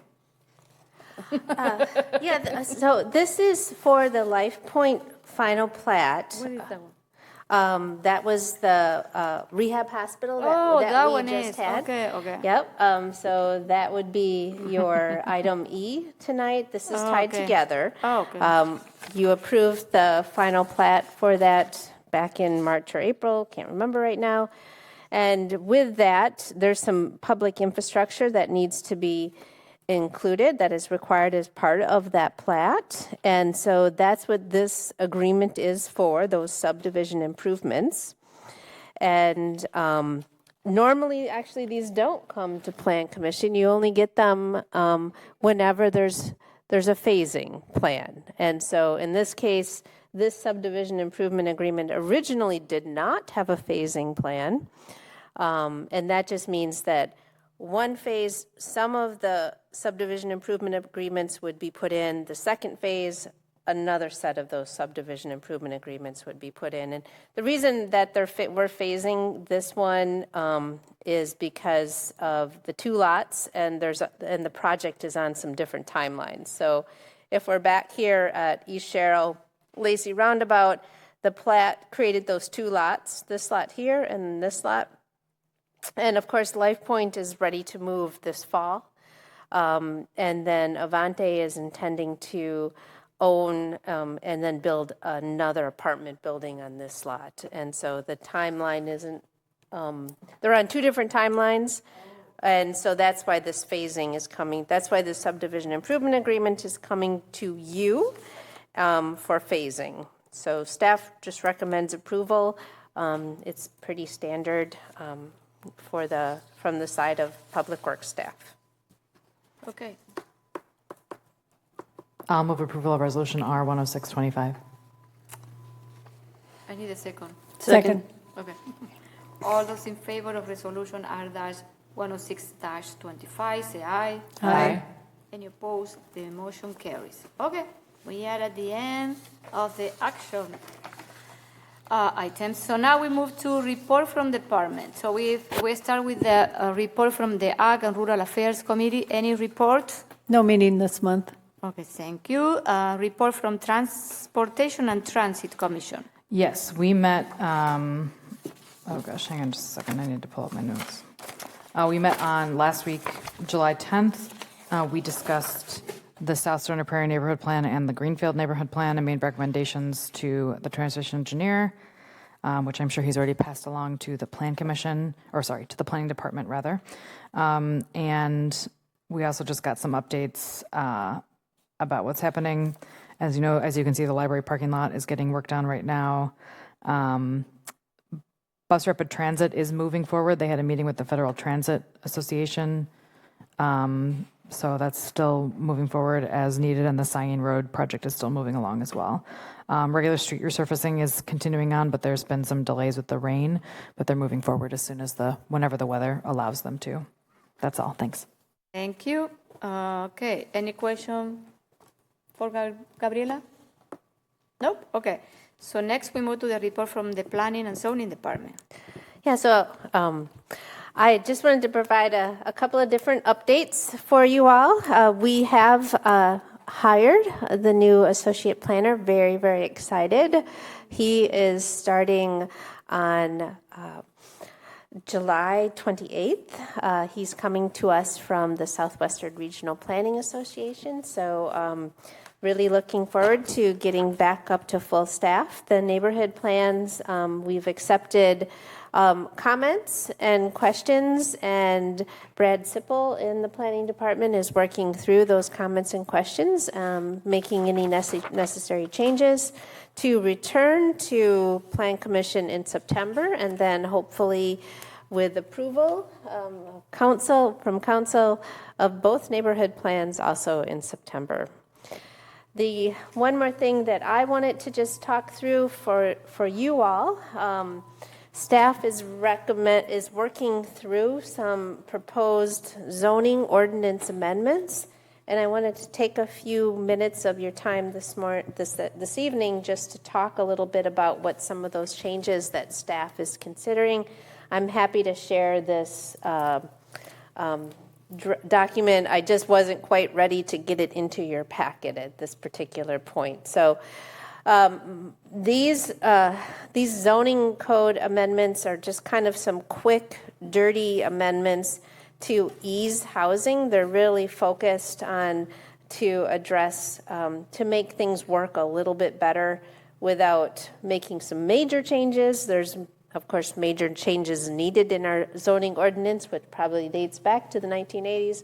But staff is proposing some fairly straightforward and hopefully fairly minor amendments to make it a little bit easier to do housing in Fitchburg. So I just want to spend a few minutes and talk through that. Towards the end, there's two other areas I want to talk through. Phil Groupie in our department, the sustainability specialist, is proposing some zoning code amendments related to solar, so that would allow us to be eligible to be a Soul Smart City. And then, as long as we're taking a deep dive into the zoning ordinance, I'd like to propose a handful of changes actually in Smart Code. So let me just dive in. I'll share my document with you too. First one, medium density residential district. This would, the major change right here would allow single family and two family. And what this would do, red is removing, green is adding text. So this is really taking the medium density residential zoning district and making it more flexible for small lot residential, including alley-loaded residential is the intention here. So it spells out very specifically the development of single family with alley-loaded single family, also front-loaded single family. It reduces the setbacks, the lot widths, and also the square footage of the lots. So I'm proposing the single family alley loaded as number one. Number two here is single family front loaded. Once again, smaller lots in terms of area and frontage and setbacks. This is two family attached, and then some changes in here, and then also some zero lot line we don't, this is actually in our current zoning ordinance, but I'm proposing to reduce the lot width and also the total lot area. So there was a lot right there. So I'll just hold off and see if there's some questions here. Really the intention is to give us a little bit more flexibility within our zoning ordinance. This would have permitted everything in Highfield Reserve. Technically, this would permit everything in Terra Vesta too. Do those setbacks preclude tree planting? Preclude tree planting. I mean, 10 feet between a house is not enough room to plant a tree. I mean, are we getting to a point where we aren't going to have trees in neighborhoods anymore? I mean, this is really tight. Yeah, so I think you have an excellent point. And I've talked to it, and I think you bring up an excellent point. Really, these changes really is what Terra Vesta is. And no, there is not enough space to plant your typical tree between the houses. But they are trees in Terra Vesta. They do, yep. They have trees in the backyard. There's certainly trees in the front yard, and there's certainly trees in the front terrace. But with those... When you look at the satellite map of that neighborhood, that it looks very, very gray. There's not much green. But it's a new neighborhood too. Yeah. Right. But Terra Vesta is, on T4, it's a 3-foot setback.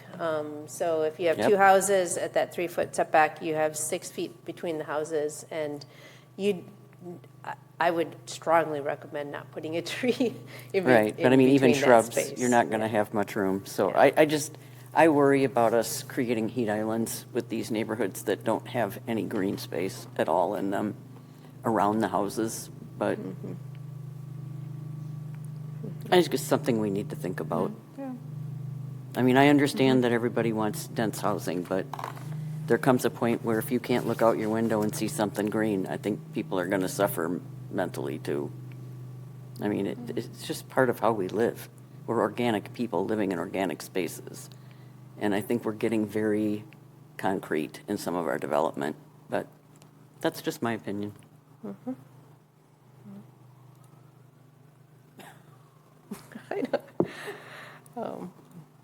Well, I'll take feedback here. Another question. So this is for medium density. Mm-hmm. Is the medium high density, is there like a separate one that mirrors some of this for medium high density, or is that just such a different type of? Because we had a medium high density, you know what I mean? We have that. That's a good question. I pulled the medium density. So we have, these are, can you see that? So right now we have, so in our future land use map, we tried to pass medium high density, but council and Plan Commission never finally agreed. We did it. Yeah, we agreed. We never agreed on those final numbers of what the. So where is? But we passed something in council. What it was? Yeah. Do we have to revisit it because of the disagreement? No, remember we Plan Commission. So as I recall, and don't quote me on this, but it went. Plan Commission, I think you agreed to the 9 to 15, and then council went back and council. Well, there was only one council member that he wanted to bring it to 20. But I think council passed it at 20. That is what it. 20. 20. And then it came back to Plan Commission, and Plan Commission did not pass the 20. But then, okay, so where we are? Okay, we need to revise that. Well, we're kind of in a no man's land because we want that medium high density. Yeah, I agree. But also the council, you remember that we changed, I think what he was talking about this. Yeah. So at the end, the previously council had the last say. Yeah. And then we did the amendment to change that text so that it aligned with state code that said both Yeah, both Plan Commission and Council have to approve. agree. Yeah, And they have to agree. Yeah. And unfortunately, so we first did the medium high, I can't remember, but then we came back with that text change so that we aligned with state code and we aligned with this, with what he's getting at. And so medium high kind of ended up in a limbo there. Well, we need to now. revise it, bring it back. Okay. Yes, please. I mean, we can do that. Okay. So here's but now zoning works is a little bit different because we have RL, which is low density zoning. We have RLM, which is low to medium density. And then what I'm proposing is to make some changes. At this point, I am not proposing to make changes in RL or RLM. I'm proposing to make some changes in RM to add some more flexibility. From my standpoint as the city planner, this has the potential to eliminate the need for doing all of these PDDs, right? So I'm not proposing to, at this point, I think once we go into the comp plan and then we work through those future land use categories where we might get rid of single family altogether. I'm not willing to enter this, walk into that right at this minute. Of course, if the Plan Commission wants to, and if Council wants to, they can. But I'm proposing to add really some more flexibility into that RM district right now. So the changes to the low, which my opinion on what low should be, that would be part of the big dive into the zoning redo? Yeah, that is my recommendation. Just because even as we talk about making the changes that's proposed, that staff is proposing, we have a lot of areas that are already zoned RM or RL, right? And we need to think carefully through those changes and how that impacts our existing development and the existing areas that are already developed too. So that's what I would recommend. Is we work through in the comp plan a redo of the future land use categories. My recommendation is that we move away from focus on the land use categories focused on just density or the dwelling units per acre and more focus on the form, the shape, the size of the buildings, how the buildings interact with the public street, and it would move to more of a form-based approach that would offer a little bit more flexibility for development and mixed use. Have you seen Dane County's going to release a guide to zoning reform? Yep. Have you seen that? I Okay. have. Yeah. It's in there. Okay, awesome. I was going to say some of this stuff looks like what I read through it when I saw it, but Yep. I pulled not everything, but quite a bit. There's some stuff I pulled right out of there. That's great. Thanks for bringing this to us. I know you have plenty. You don't have a lot of time these days. So. Yeah, these days are complicated. Yeah. And so then for high density, we would be proposing to allow, high density is interesting. And I do want to spend a few moments about this, right? So we just rezoned this evening the existing apartment complex, Sun Valley. We just rezoned it. It's this old garden style development, garden style apartments. That's what our high density residential is intended to do. So a lot of open space, relatively small buildings, high density residential. So what I'm proposing is I'm suggesting that we can consider the possibility of allowing some conditional uses that would allow some office or commercial activity And so where I'm thinking about this is redevelopment along Fish Hatchery, right? Thinking about how we can redevelop high-density residential or do high-density residential with some commercial if interested. So this section actually allows as a conditional use some of the business general uses within the high-density residential. So something to think about. And then the big change for high-density residential would be a pretty profound change in those dimensional standards. So really reducing the required lot size. So for example, right now our current code, and I don't know if this is very visible to you all, but our current code for every efficiency requires 2,000 square feet of area. Lot area. Lot area. Mm-hmm. Lot area. But the lot area is part of the, oh, it had. So if you had 100 efficiencies, you would have to have, you would have to have 20,000, well, more than that, 200,000 square feet lot.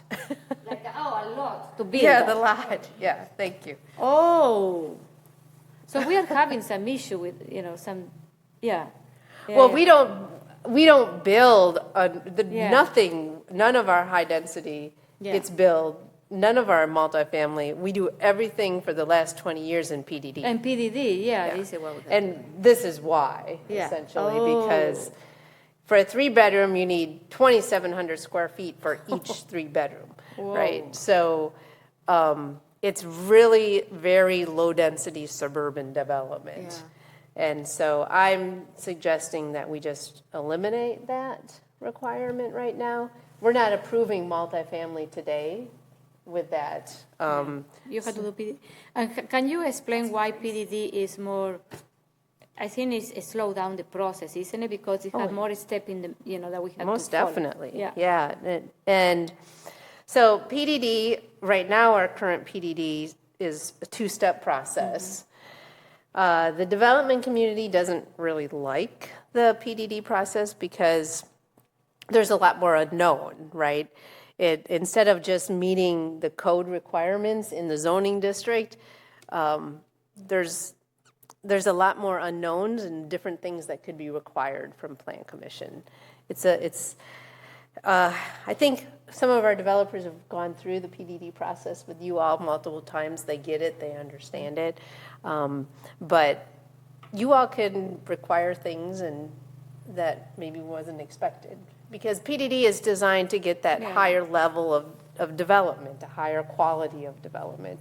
But we're using PDD just because we don't have a good zoning for it, is what's happening here. Are the other municipalities, because I know Middleton, Sun Prairie have changed the zoning code recently.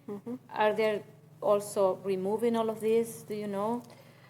I'm pretty sure that everyone is moving this kind of lot area requirement. That's not standard. This is pretty 1970s stuff.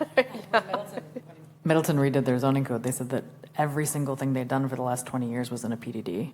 Like they didn't do anything under standard zoning. This is just not how developers are going to build anymore. It's not, probably wouldn't get financing. And then I will just give a plug for staff because the problem with PDDs is each time you approve a PDD and council approves it, you're essentially approving another zoning district. In a sense, it is another zoning district. You are writing another zoning district for that particular project. So there's a lot more record keeping. Anytime an addition comes forward, anytime they want to add a building, we've got to go dig up that old PDD because that is their zoning ordinance. There's not a standardized zoning for it.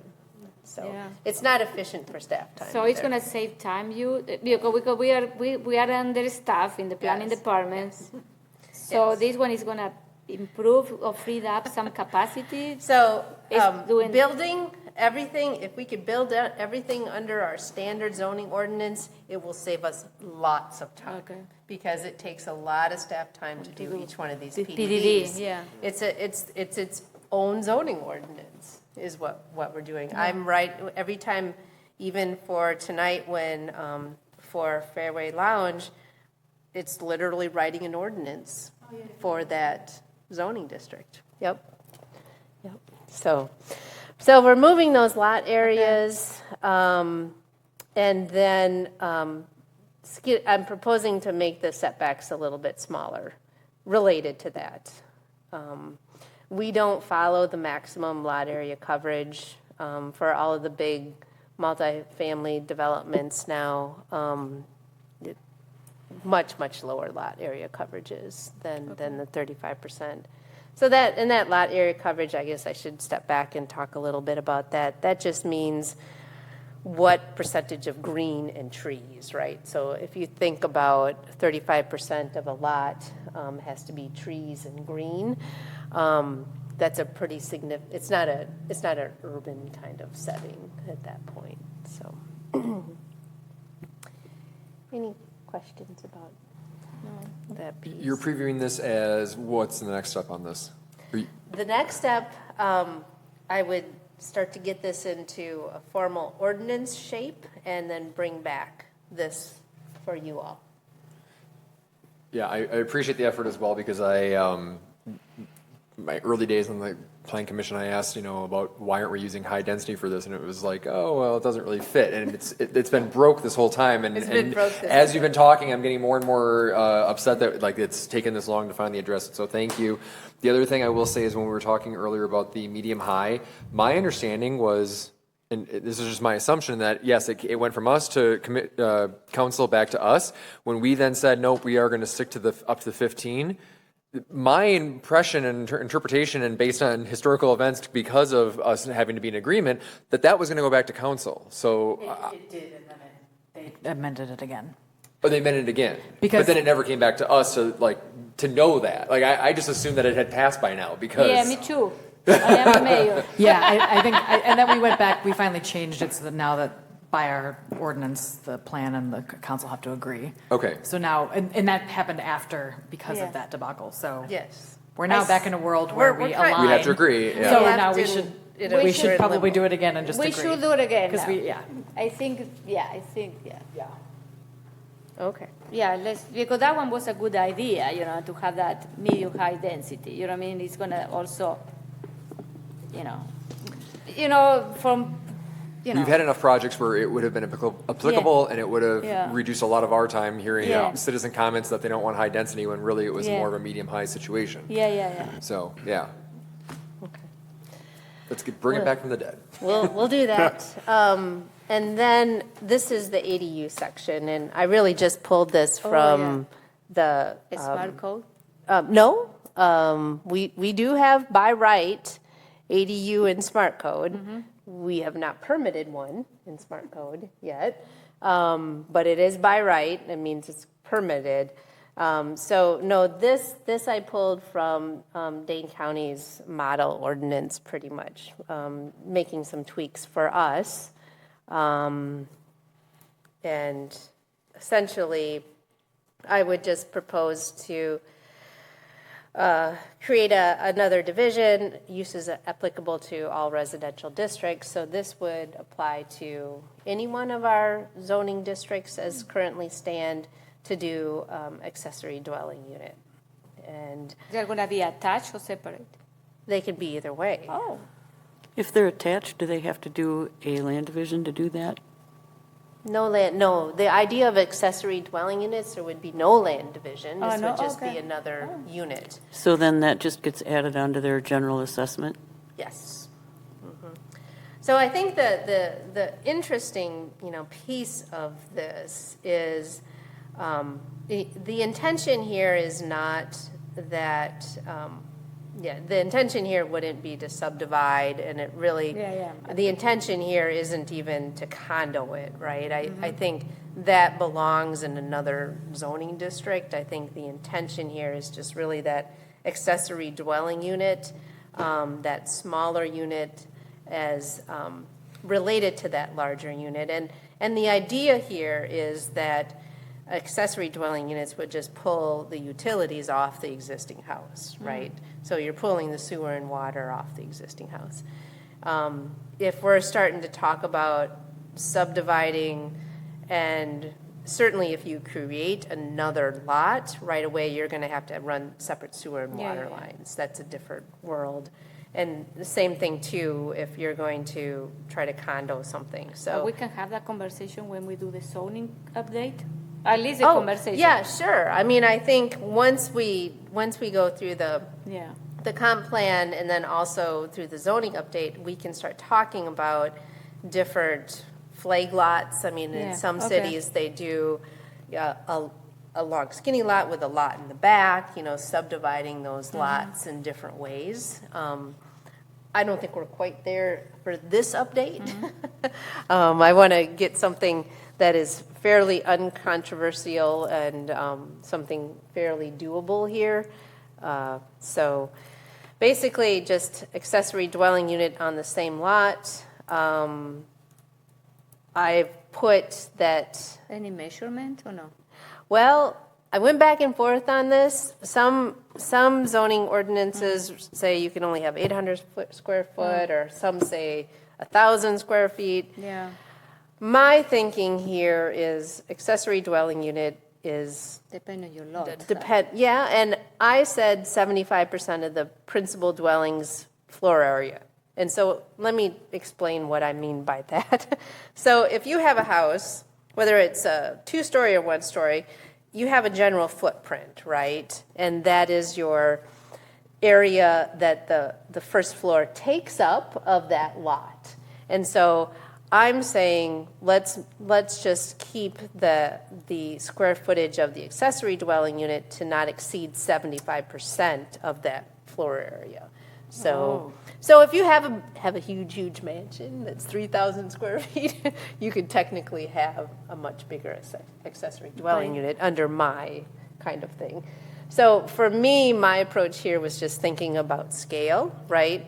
Making sure that the accessory dwelling unit, it's not so much whether it's 800 square foot is the right number or 1,000 square foot of the right number, but just so that it's properly scaled with the lot, and the neighborhood is the more important piece. So that's why I chose that 75% of the unit, the principal dwelling unit's floor area.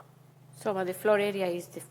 Yeah, and I don't know if I was clear enough. I want to understand what is the floor area. Probably say footprint instead. Is the square feet of the house, or is the... No, my intention here is, let me go get one of these like guys. the physical footprint of the house. The physical footprint. Like if you were looking at it from the sky. Yeah.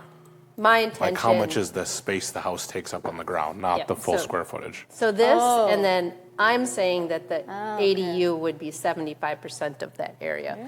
And like I said, the reason that I went with that instead of trying to pick a number was to properly scale, right? No, I get it. Yeah. So if you have, an ADU in Terra Vesta should look, it really could look a lot different than an ADU at your house, right? Yes, I can put 2 ADU in my lot. Well, not under this code. But you can certainly put a bigger one. Yeah. Okay. That was the thinking. I get it now. Okay. Yeah, it makes sense. That was the way that I approached it. Yeah. If that makes sense. So, okay. So then just there, I'm kind of on the fence about this, but exterior finish that is similar size, placement, color to the primary building. I don't want to lose you guys, but for business general, the main thing is proposing, of course, right now in business general, as the JT Klein team mentioned, you can do residential units above the ground floor right now already in business general. What I'm proposing is to say, number one, residential units above the sidewalk floor are permitted. It's instead of just a conditional use. But also, you can have sidewalk level residential as long as it's a smaller portion of the total first floor and as long as it's at the rear part of the building. So what this is doing is recognizing that commercial is very hard to do. And so we could have a large building, say like, I guess I better talk in pictures.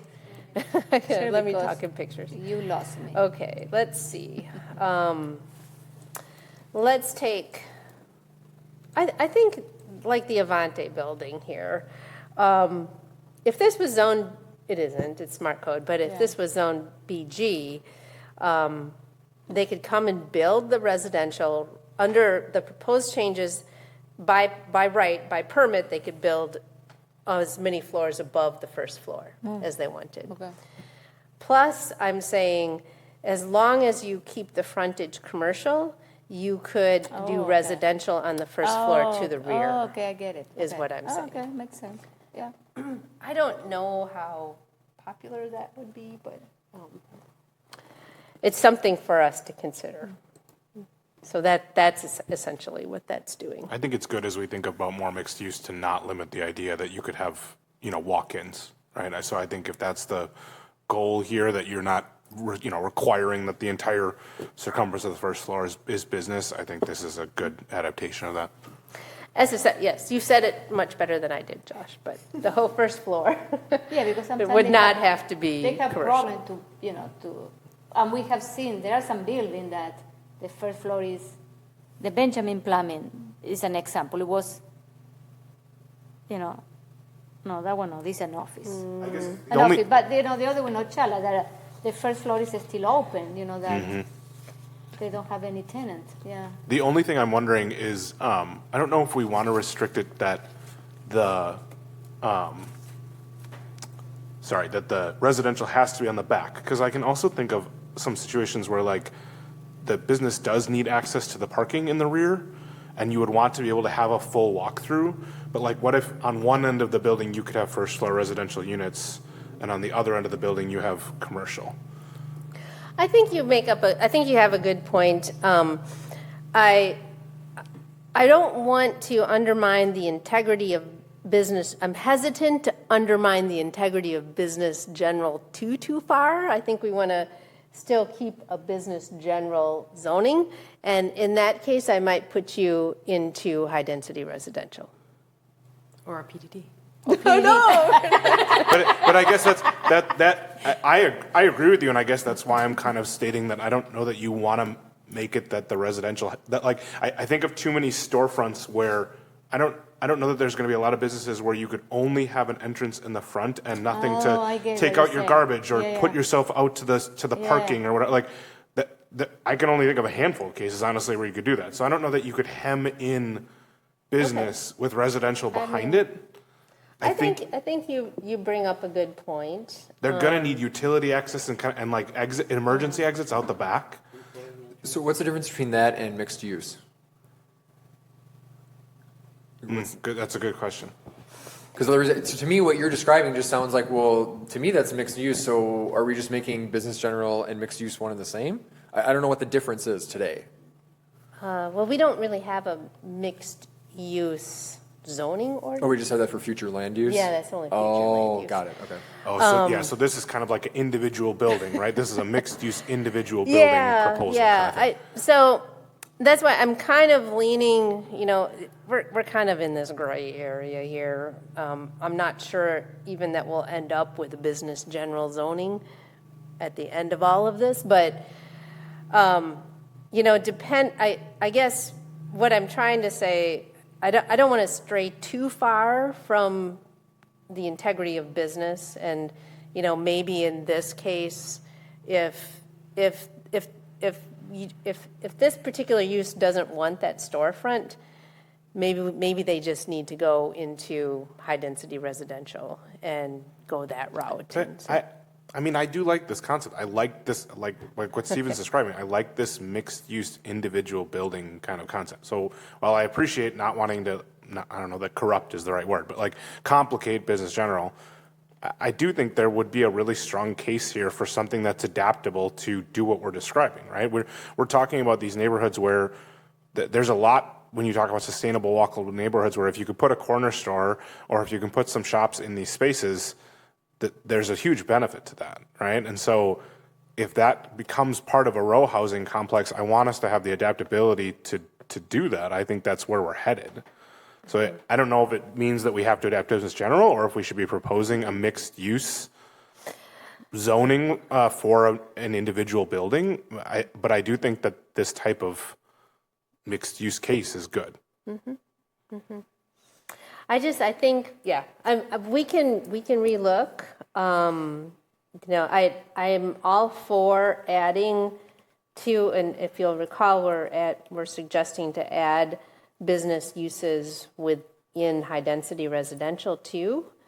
So yeah, I get what you're going. Well, yeah, we'll look at it, I guess.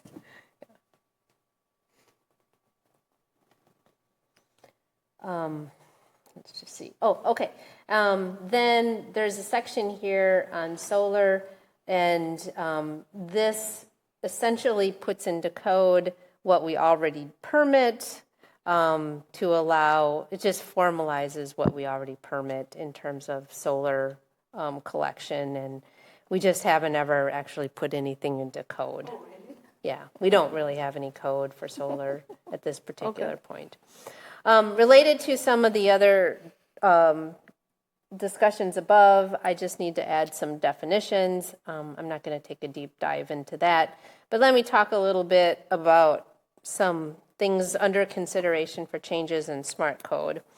I know this is a little bit difficult because you guys don't get to see a whole lot of smart code, but I want to talk through here a couple of things. One of the things that we have been in discussion, and hi, Mike, is removing the height limitations in T5 in smart code. So right now, the maximum height in smart code is 6 stories. Oh, really? Yep.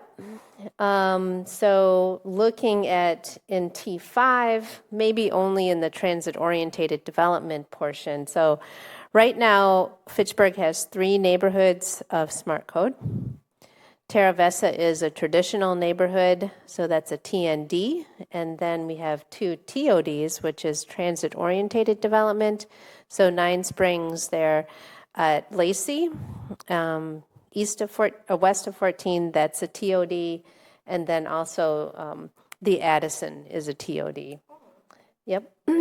And so thinking about kind of throwing this out to you all too about removing the height limitations in T5.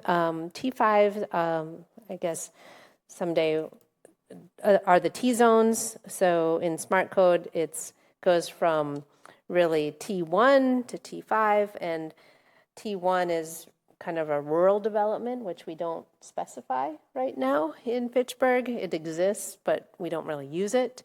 And all the way up to T5, which is a very urban context. We have T5 in Terra Vesa, all of the apartment buildings, and then Sean O'Brien's project is being done in T5 too.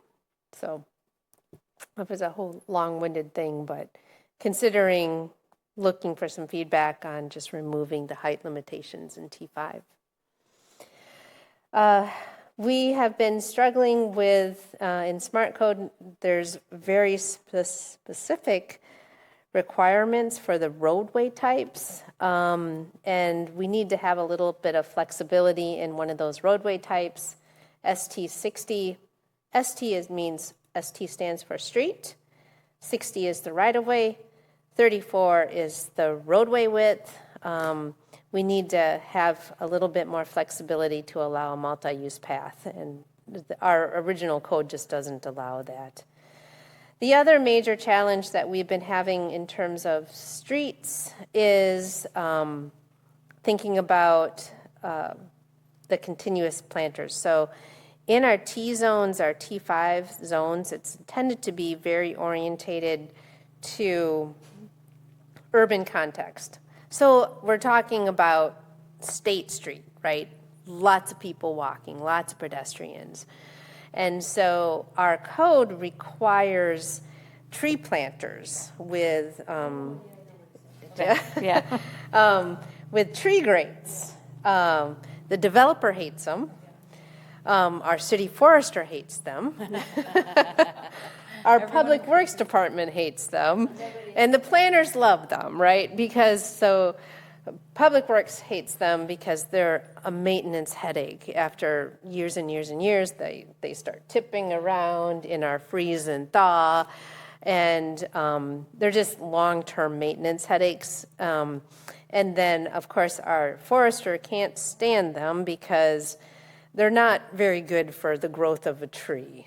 So our forester just wants us to have a nice curb, a nice sidewalk, and leave everything nice and green between for as far as you can see for her trees. And then of course the developers, it's very, very expensive. These tree grates are thousands of dollars each one.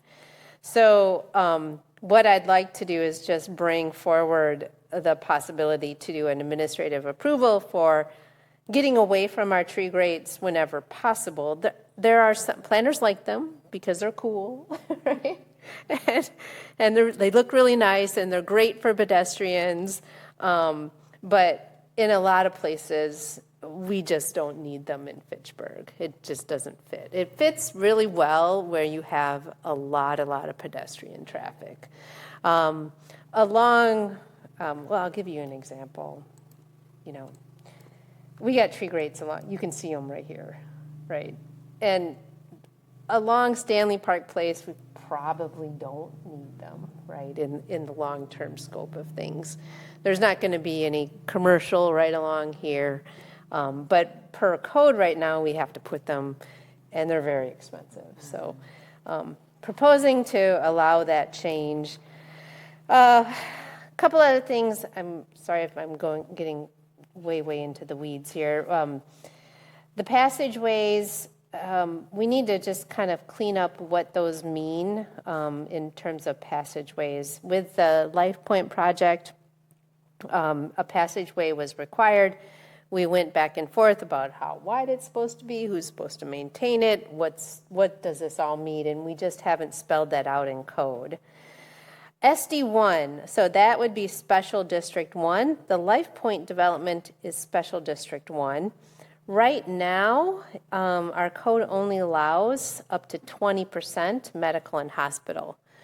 And that's not going to work long term for SD1 because Meritor and UW Health owns all of this SD1, and of course they want to do medical and health. So I need to bump up that number for SD1 to allow, I'm not sure exactly what the thinking was at the time to limit medical and health to 20%, but given the direction that we're going here, it's not practical. Okay. Oh, yes. T4 got to clean up a little bit on durable materials, mostly because staff goes into a knockdown, drag-out fight with each one of the builders. So it's just not very clear in the text where you can put the vinyl and where you have to put the stone or the brick. So we just want to clean that up. Since we have Chapter 38, I don't want to have the lighting section in Smart Code now. I think it just will make Smart Code refer back to our new lighting ordinance. Landscape islands, there's a weird thing that you can't have interior landscape islands. Not quite sure where that all came from, but it doesn't allow, Smart Code doesn't allow interior islands in parking lots. And so that sometimes they're bad, sometimes they're good. I think we need to relook at that. And finally, one more.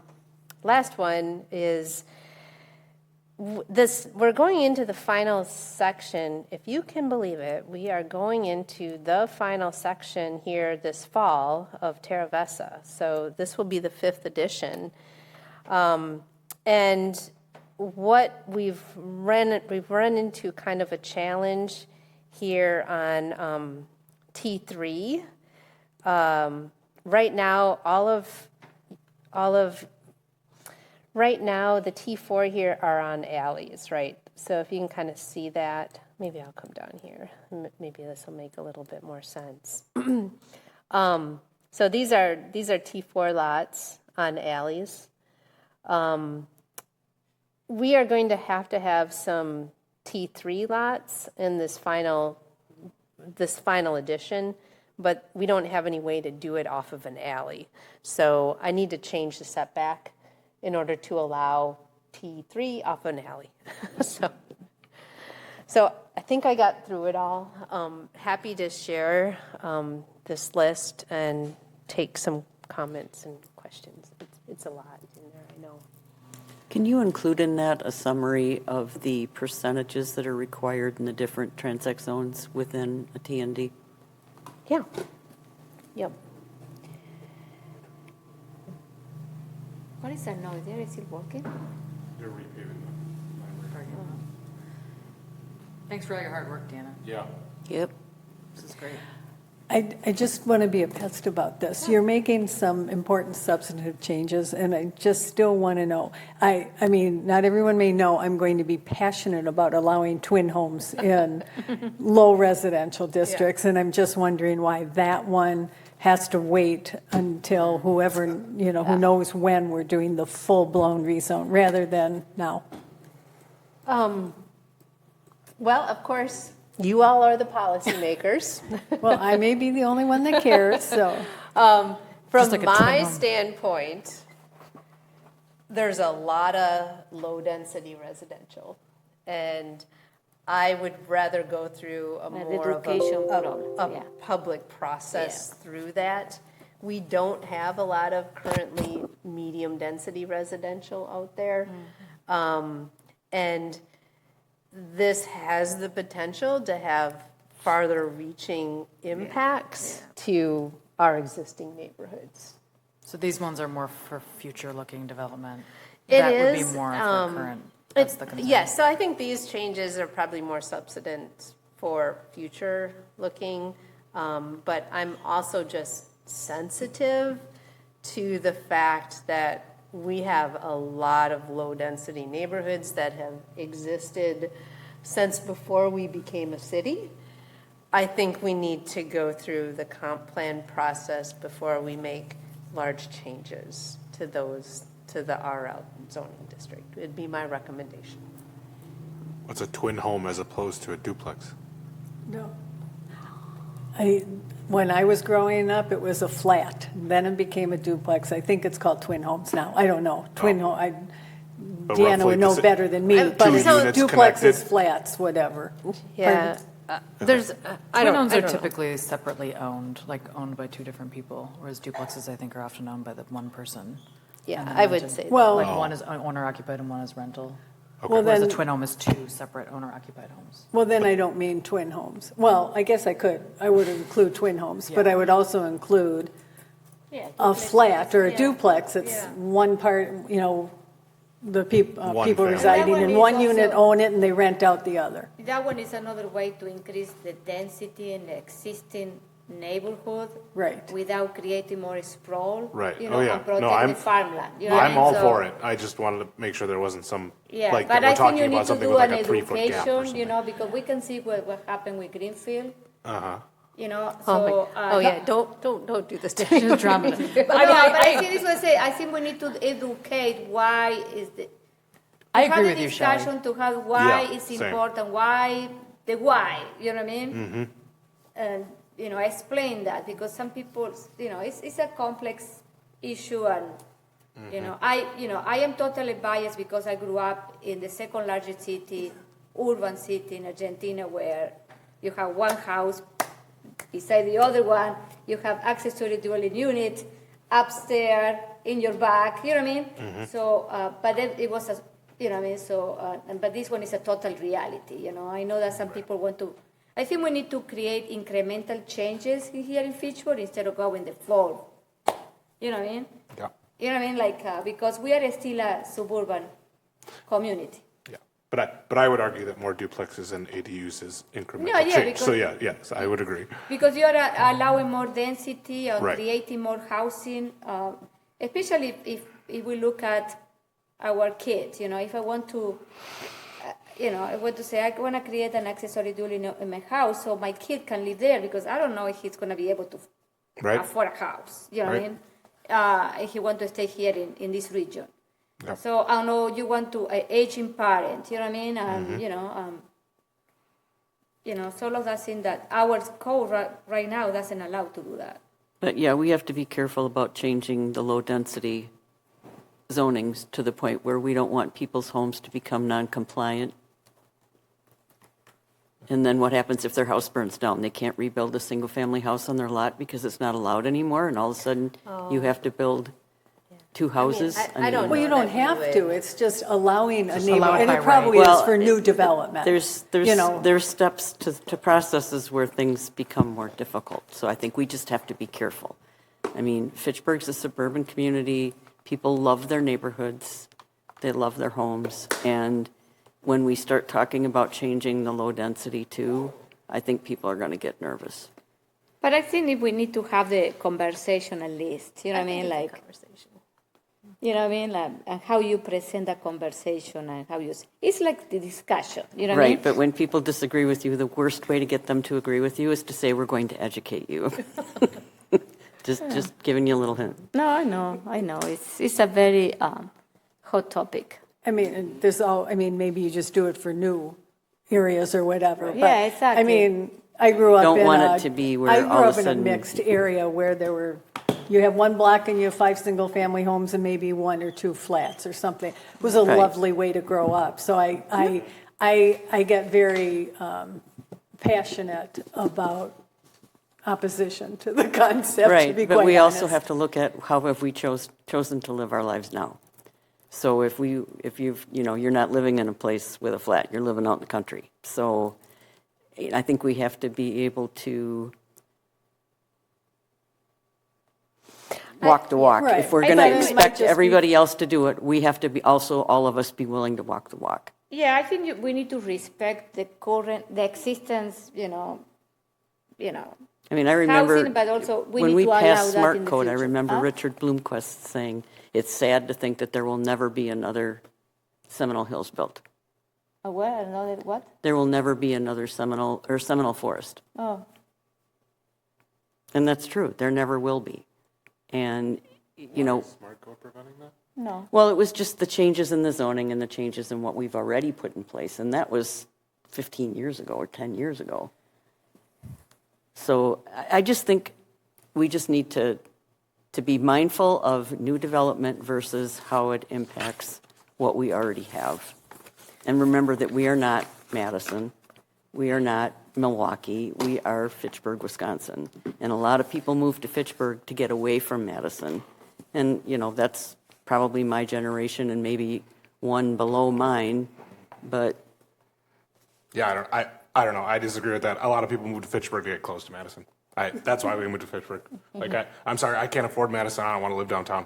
And so right, but we don't want to make Fitchburg so expensive and so big that it's, you can't live here either. So I just think we need to be careful. That's all I'm saying. I just want to say we have to be, if we are going to implement some changes, it has to be incremental changes. And they have to be, there has to be a lot of public and input. incremental over years, you know what I mean? Like, I agree with that but there are some changes that in our zoning code that the one that she introduced tonight that they are, I think we can move forward with those. I will say though, I think this city does a ridiculous amount of public input, and so I do just want to push back on the fact that there's a well-known trend among people who already own their homes and who already have achieved that level of status by using process to stonewall any change.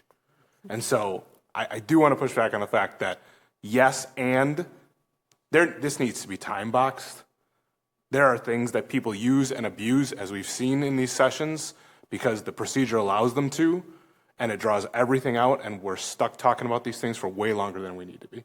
So I'm all about public comment, and we set the bounds of what that means, and if you missed your chance, you missed your chance, right? I mean, I gotta say, people use that as procedural process to block a lot of stuff. And I get that Fitchburg has its history. We're also all here in Madison. We all have the benefits, right? There's a ton of people missing housing right now, and we're going to be part of that moving forward. So we all got to figure out who the stakeholders are. Yeah, this is what we are having this discussion, and So, okay, anything else, Diana? No.